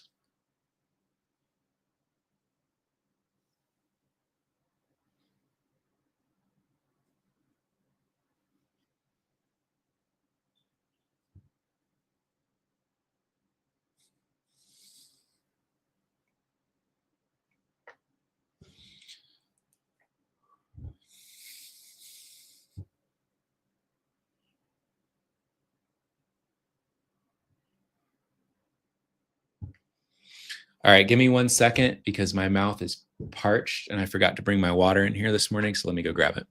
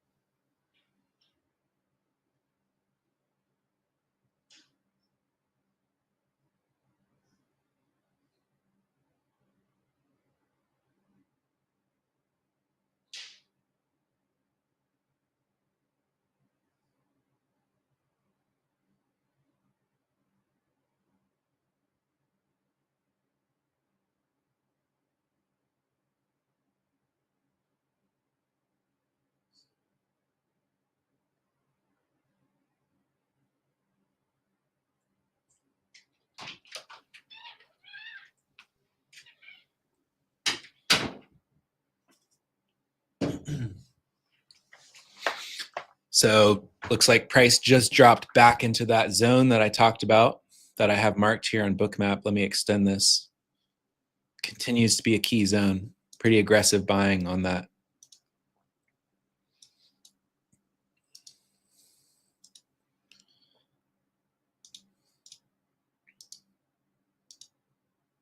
What in the world? Come on.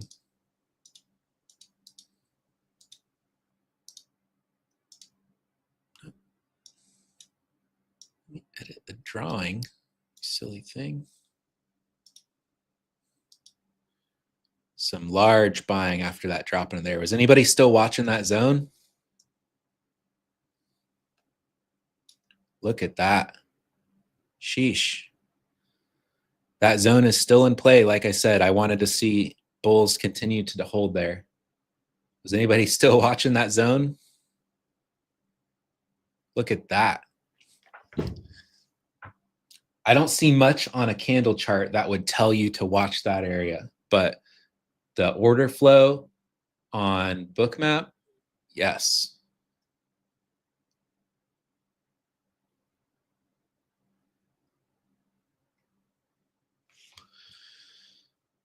You wouldn't want to see that heavy aggressive buying out of that zone fail though. Yes, he said bulls in control if we hold it. Yeah. So we definitely got the reaction. Now the question is, does it continue or do sellers reject? And if sellers continue to reject, then we could break back below that zone.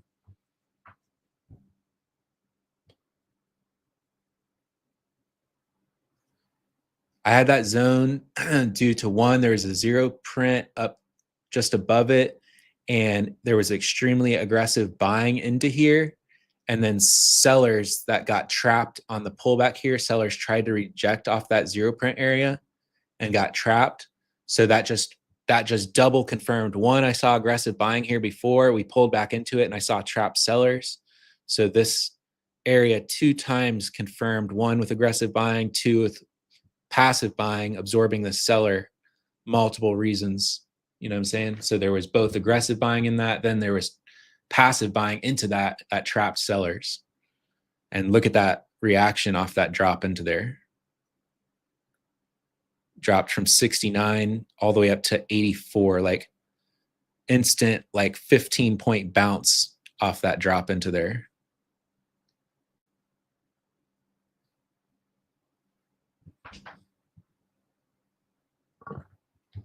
But like I said, you really wouldn't want to see that bounce fail now. You'd want to see that hold.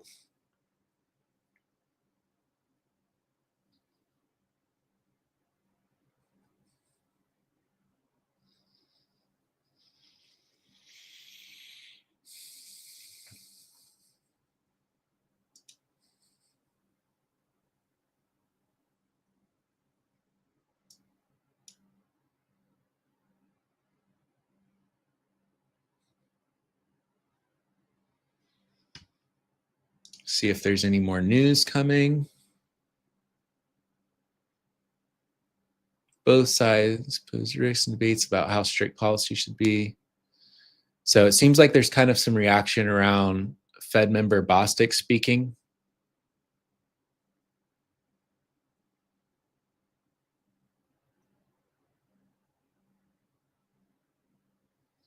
Yeah, you don't like to see that strong reaction. I mean, this zone could still support, but you don't like to see that really strong buying off that zone come back like that. It could still work, but not ideal.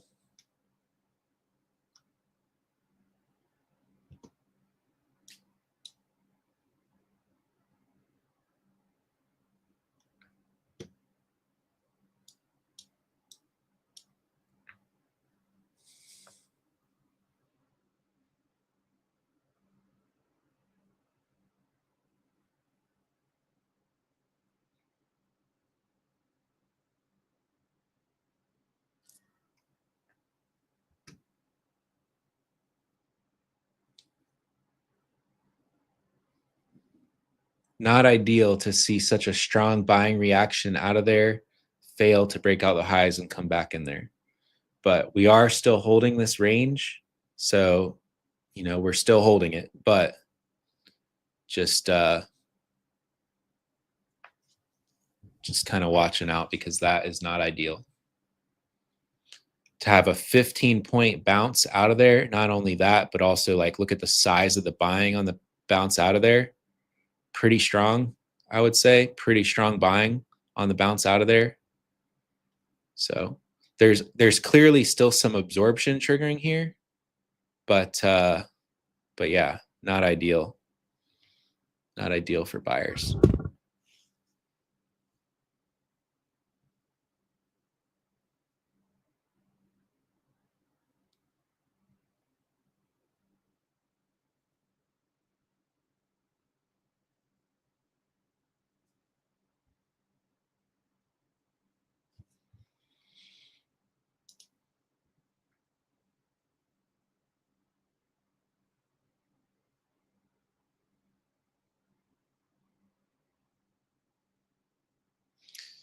Yeah, it seems like there's a lot of reaction around Fed member speaking.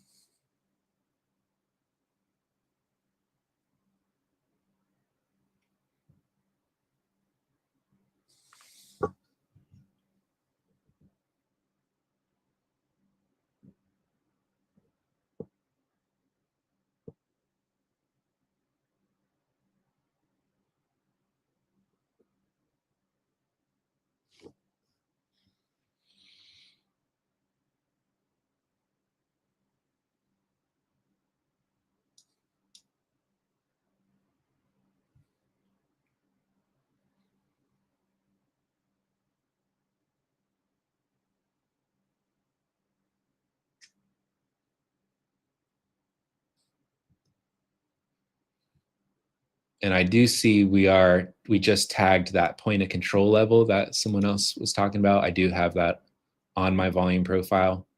I'm not like specifically trading off of it or looking at it or anything, but there is that level there.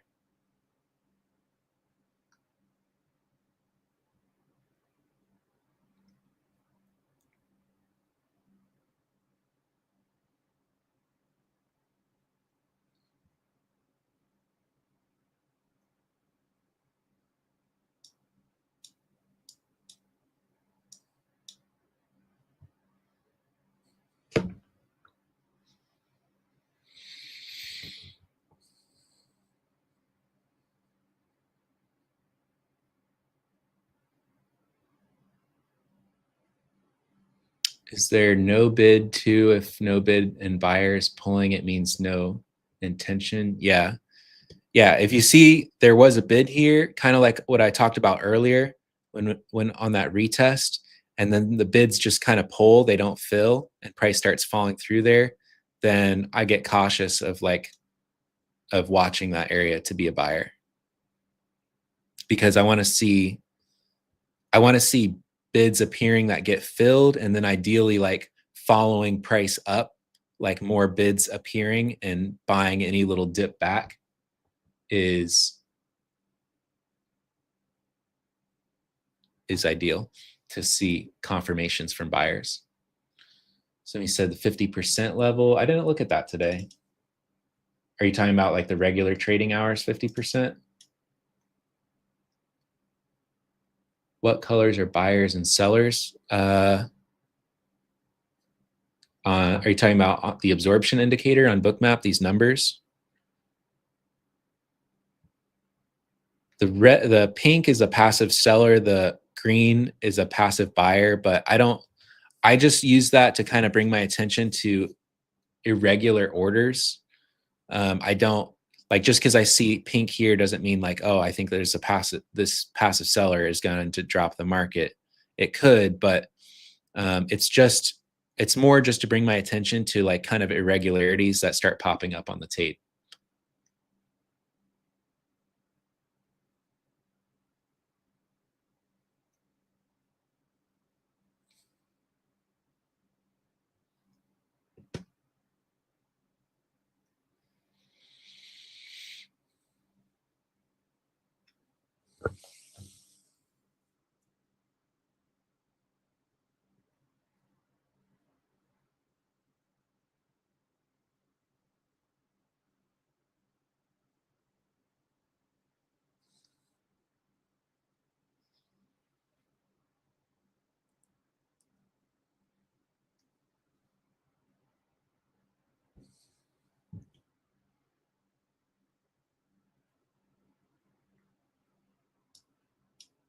So looking at that 6288 to 6300 kind of zone that I was watching to get defended earlier this morning is now somewhat resisting so far on this retest.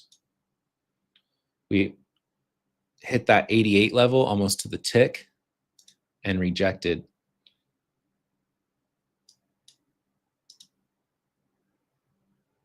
We hit 87.50, so we almost hit that 88 level to the tick. So if you guys remember from earlier in the stream, I was watching these 6300 and the dip under that 6388 area initially to see if buyers defended the dip under there. We broke under it. Now we retested it. So it'll be interesting to see if this continues to reject or if it recaptures there. Or if it recaptures there into 6300, that could set up for a crazy afternoon rally, which wouldn't be the first time this year we've seen that.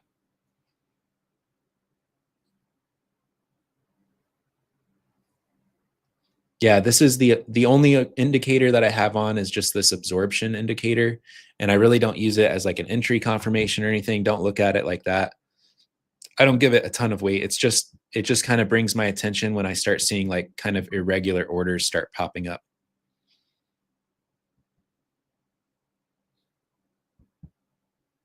Especially when it starts going off a whole lot in like a specific area.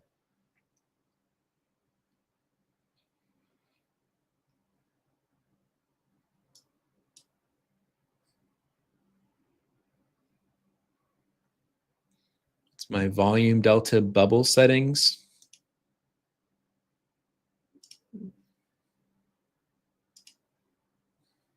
So there's the volume dot settings. Is that what you're talking about?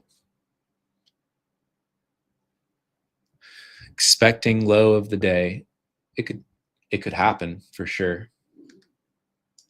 With how heavy the selling has been, if this pop does fail up here now, it could certainly just crush lower all day.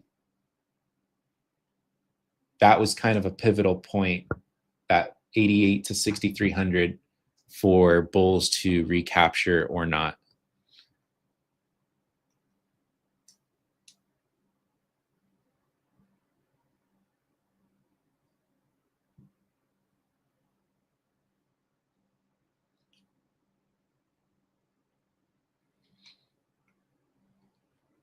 But we're still holding this zone where we've seen this absorption, we've seen this buyer activity. So it is interesting to watch. But now, like off these pops off of this, once, twice, 3 times, we've made lower highs,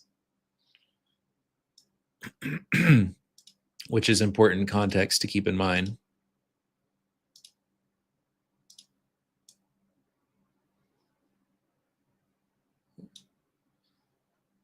Lower highs 1, 2, 3 times there after we bounced out of this zone. That's not super bullish.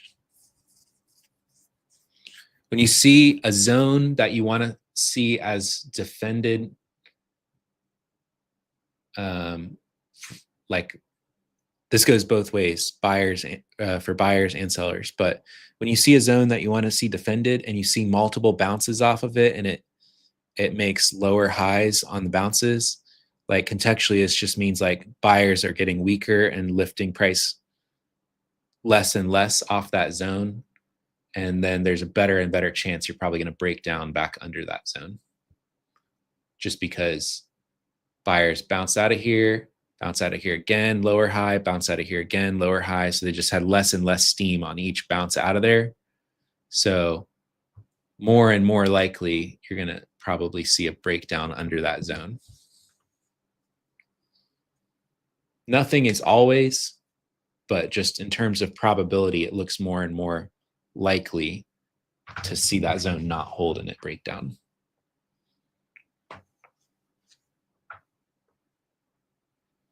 Took a short on the 73s. Was that on like kind of the retest of this trend line area? The lower highs?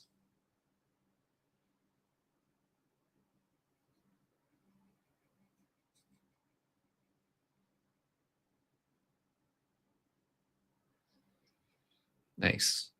Yeah, I mean, that's a valid setup too. When you see the lower highs bouncing, the lower highs forming on the bounces out of this, it's much better to get in on that just from a risk versus reward perspective and speculating on that lower high that we're going to break down this zone based on seeing multiple lower highs print from it.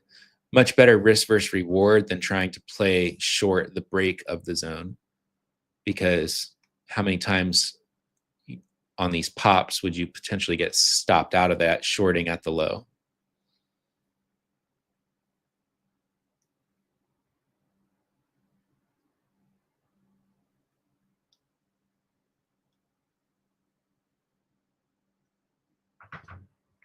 Yeah, I'm glad that's helpful for you, Laksh.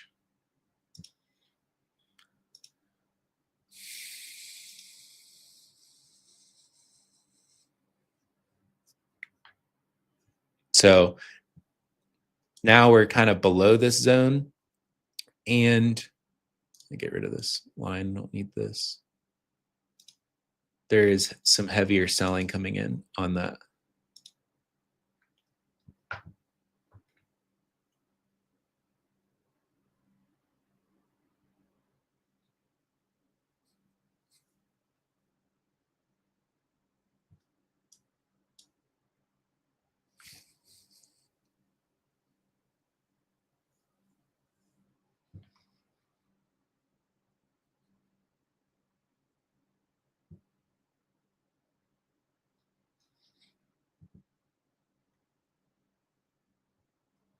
Feels similar to the start of yesterday's sell-off, break even, 50%.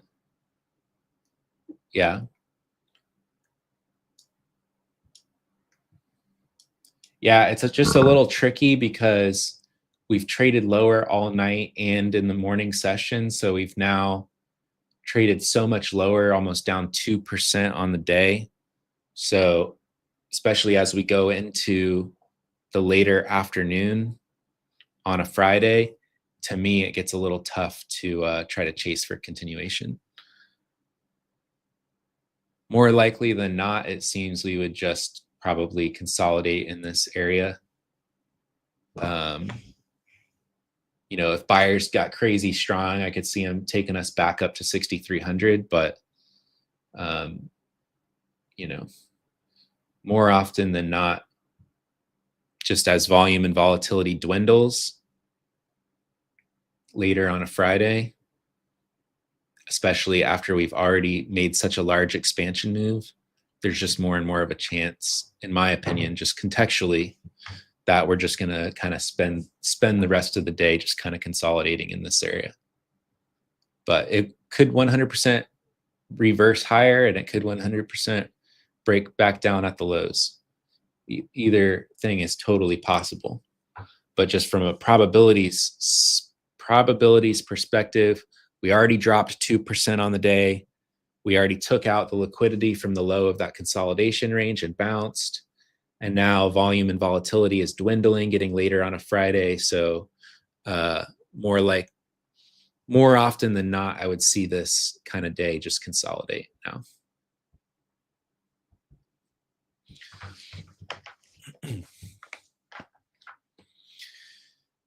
Guys, if you appreciate this kind of just knowledge and context and putting the pieces together, I would appreciate if you drop a like on the video. Helps me out a ton. And I appreciate everyone joining in the live streams. This is super fun. We have a great community of people that tune in here regularly, so that's awesome. Happy Friday. We're going into the weekend. It lets me know if you guys like the video and comment like you're doing and everything. It lets me know like if I should continue to do these often.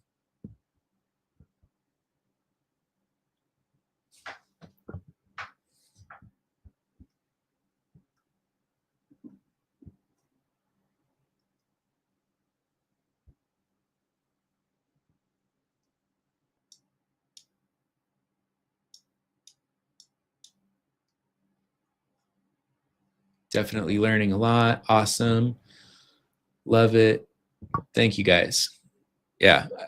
That kind of, so like just getting feedback is super helpful, because it's not like I can have you guys just talking back to me face to face.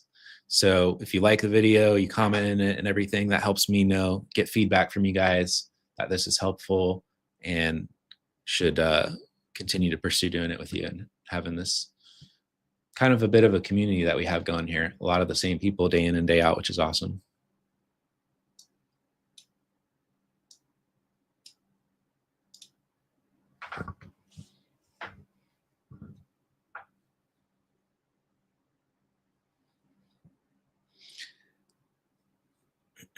Buyers tried to recapture after the dip below that zone. They're trying.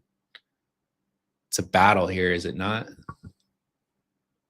Thanks, Stelios. Thanks, Life Buddy. G. Thank you, guys. Thanks for letting me know. Geo, haven't seen you in here, but I'm glad you're here. I want to say this has been extremely helpful. Awesome. Thanks for tuning in.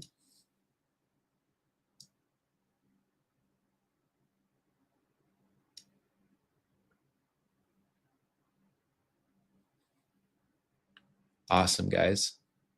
Good stuff. Someone else mentioned it, but listening to your live streams, helping me stay patient and really wait for my setup. Awesome. That is the goal every day. Drop a like if you guys want to see more of this next week. How about that?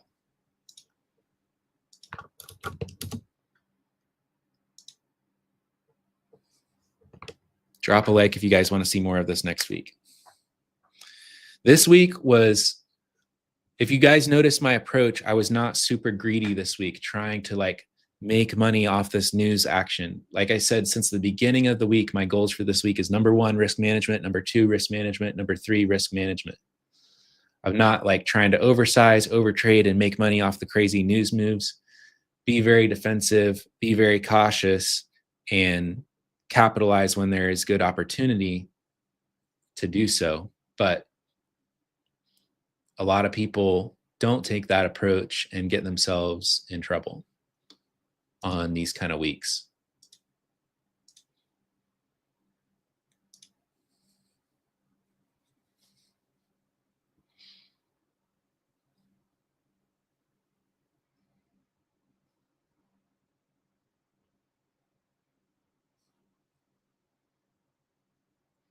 A lot of people don't take that kind of approach and get themselves in trouble in these kind of weeks.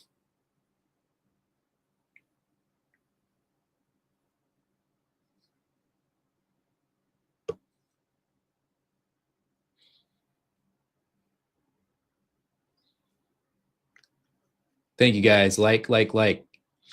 Yeah, we have 90 people in here. I can't see because I'm on a streaming software, but I'm looking at my phone. It says 57 likes.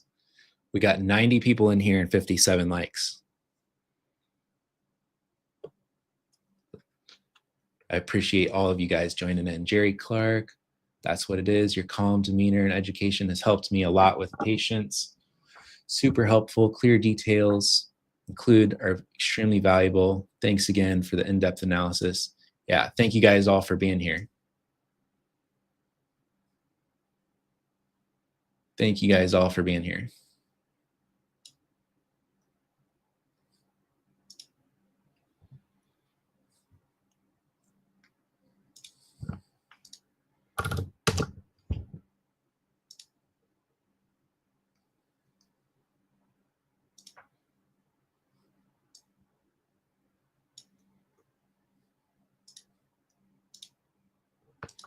Yeah, it hits different. Like, yeah, you can watch recordings and everything. You can watch courses, and that's fantastic. But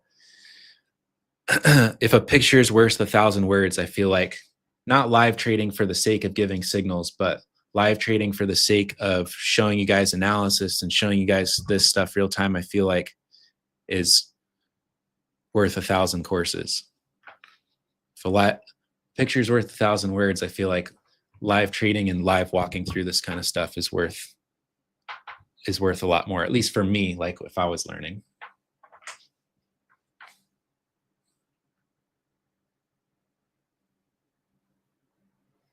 Everybody can talk in hindsight, right?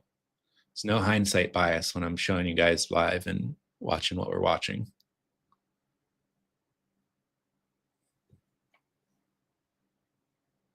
Everybody can trade their demo accounts and show you after the fact, but doing it live with real capital is a different thing.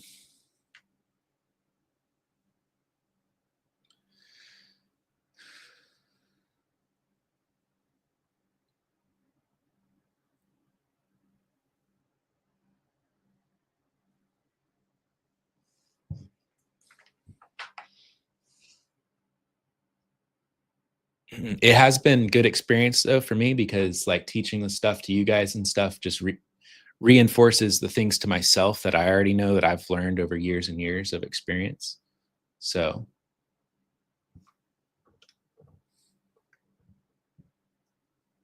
some strong buying. Buyers have recaptured that zone. See what happens.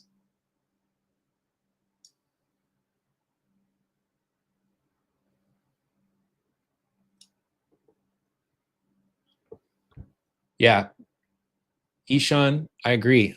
We've consistently held high retention in these. I do these streams for hours with you guys, and I'm kind of amazed the amount of people that stay on for the whole thing. I mean, trading, especially like good trading, like I'm trying to show you, can be a little boring. You know what I mean? Sometimes sitting there with a fishing pole and there's no fish biting can be a little boring, but that's how you keep money, not just throwing all your bait in the water with no hook. You know what I mean?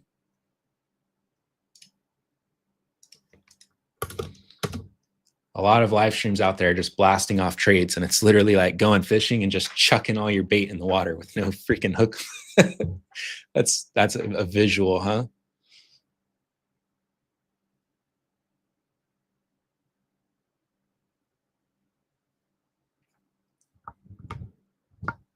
Versus like planning for what you're looking for, knowing the type of fish you're trying to catch, having the right bait for it, having the right hook for it, and then waiting for that right opportunity, which is that thing that you're looking for.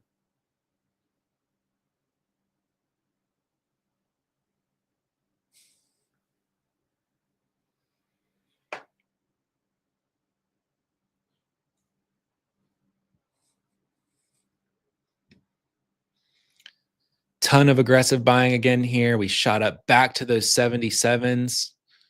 Buyers have recaptured above inside this zone. So buyers are not out of the water for sure. They could go back up into those 90s, 6300s, but it's looking very tricky, very inside consolidation range. Like we had the expansion move down and already overnight and into the morning, and now very tricky playing in here.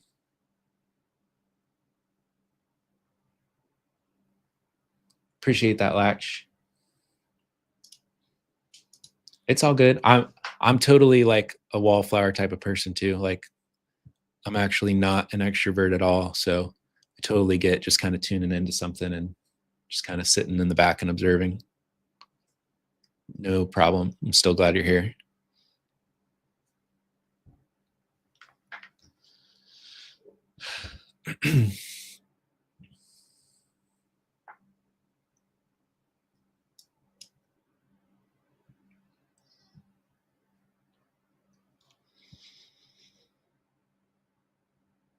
Yeah, we're kind of just flirting in this zone now.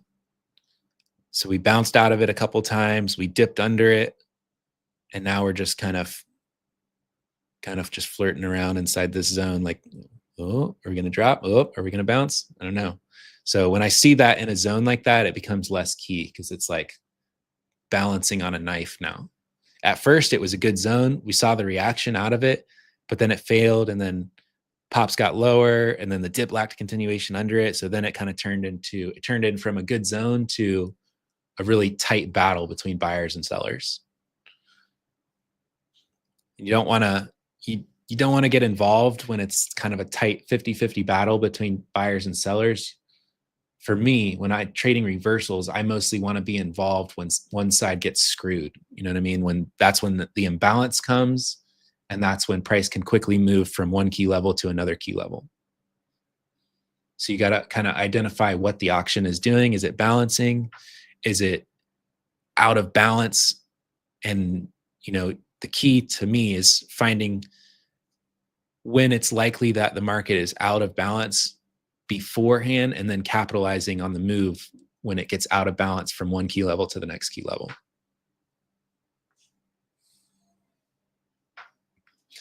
Couple small losses, few break evens down on the day, but live to trade another day. Yeah, 100% risk management is the game. Psychology and risk management is the game of trading. Appreciate it. Have a good weekend, Daniel. See you next week. I'll do these next week, guys. If you guys are about it, if you guys are going to keep showing up, I'll do this next week. How about that? A lot of people added likes on the video. A lot of people added comments. So maybe we'll run it back next week. Hopefully a cleaner week now that news is out of the way.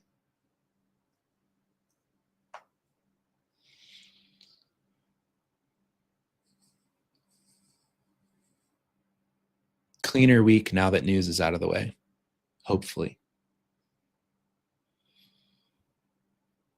It's like a game of knowing like when to be aggressive with your setups, when to be defensive. And usually it's like almost the opposite of what the masses do. The masses go into weeks like this, super aggressive, trying to capitalize. And that may not be the best time to be aggressive. You know what I mean? Almost always, almost the opposite of what the masses are doing is the better thing to do.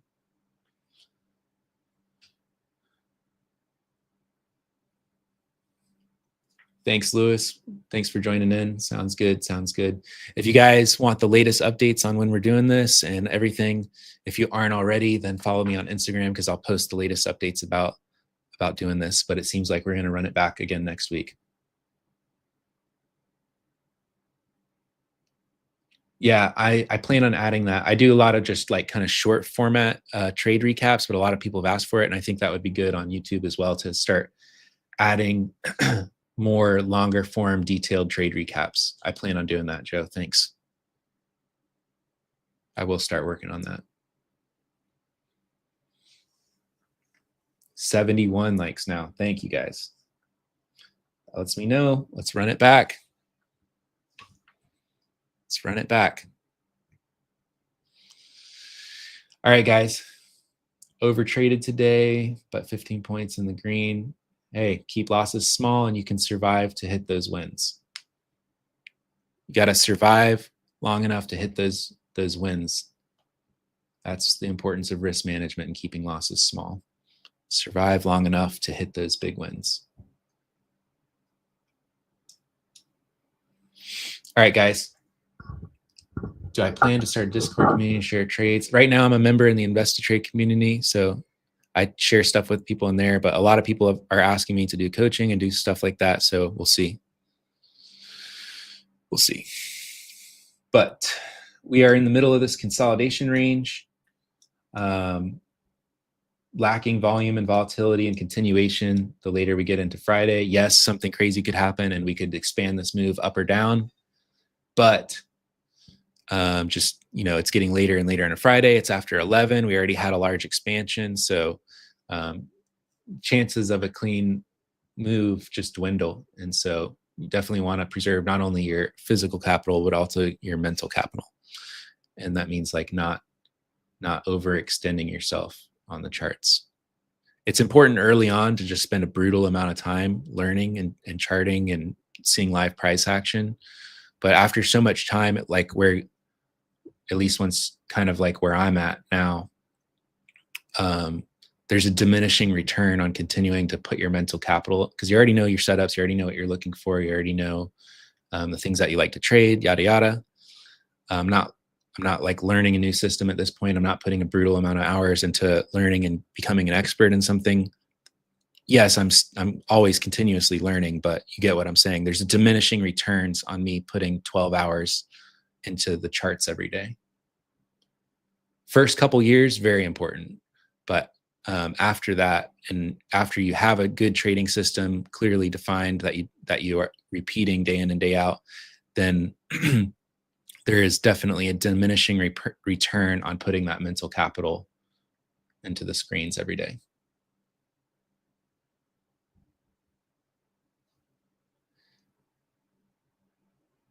Yeah, the options, I scaled out half and then I took off another quarter. So I have a small position left on. I think it's flirting around break even now. And we'll likely be closing it soon. But I scaled out over half for around 80% profit on 30 contracts. So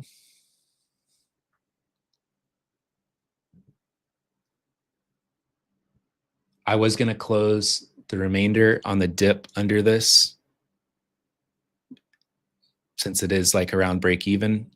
And that's the kind of the downside. If you don't get that crazy continuation reversal with 0 DTEs, the premiums just get crushed. So even though I'm up, since I took the entry way down here, obviously price is way higher, I'm all the way back down to break even on that remainder position, just because the premiums have gotten crushed as the day has gone on. So after seeing this rejection up here, I think in hindsight, since it is 0 DTE and I'm not holding like a couple days out expiration, I should have just probably closed the whole position. But I was waiting to see a break under this zone to totally invalidate and close the remainder, which I'm about to do now for about break even. But factoring in that it wasn't like, since it's Friday and I'm on 0 DTs, I didn't want to pay the premiums and everything to get like next week options, because I'm not comfortable long-term holding this as a swing. This was a scalp. So I think I'll review this, but in hindsight, I should have cut this position fully, I think, up here. After we broke out over this zone, and we surged, I should have gone all out at the highs. But it's easy to say in hindsight.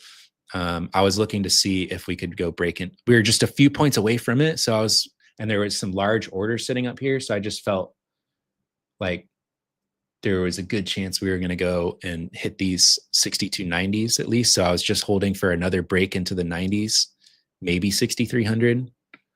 And we came just a few points short, but then we held that zone and we bounced, and then it just kind of dwindled. And I was still giving it a chance because the zone is still holding. But then in the meantime, the premium's just crushed. So even though I'm up massively in terms of points from where I got in, the premiums just got crushed and crushed and crushed and crushed. So, but yeah, that's an update on that for you. But still green, still green. Couple break even on the futures trades, and then about 80% on majority of my position on the SPY calls.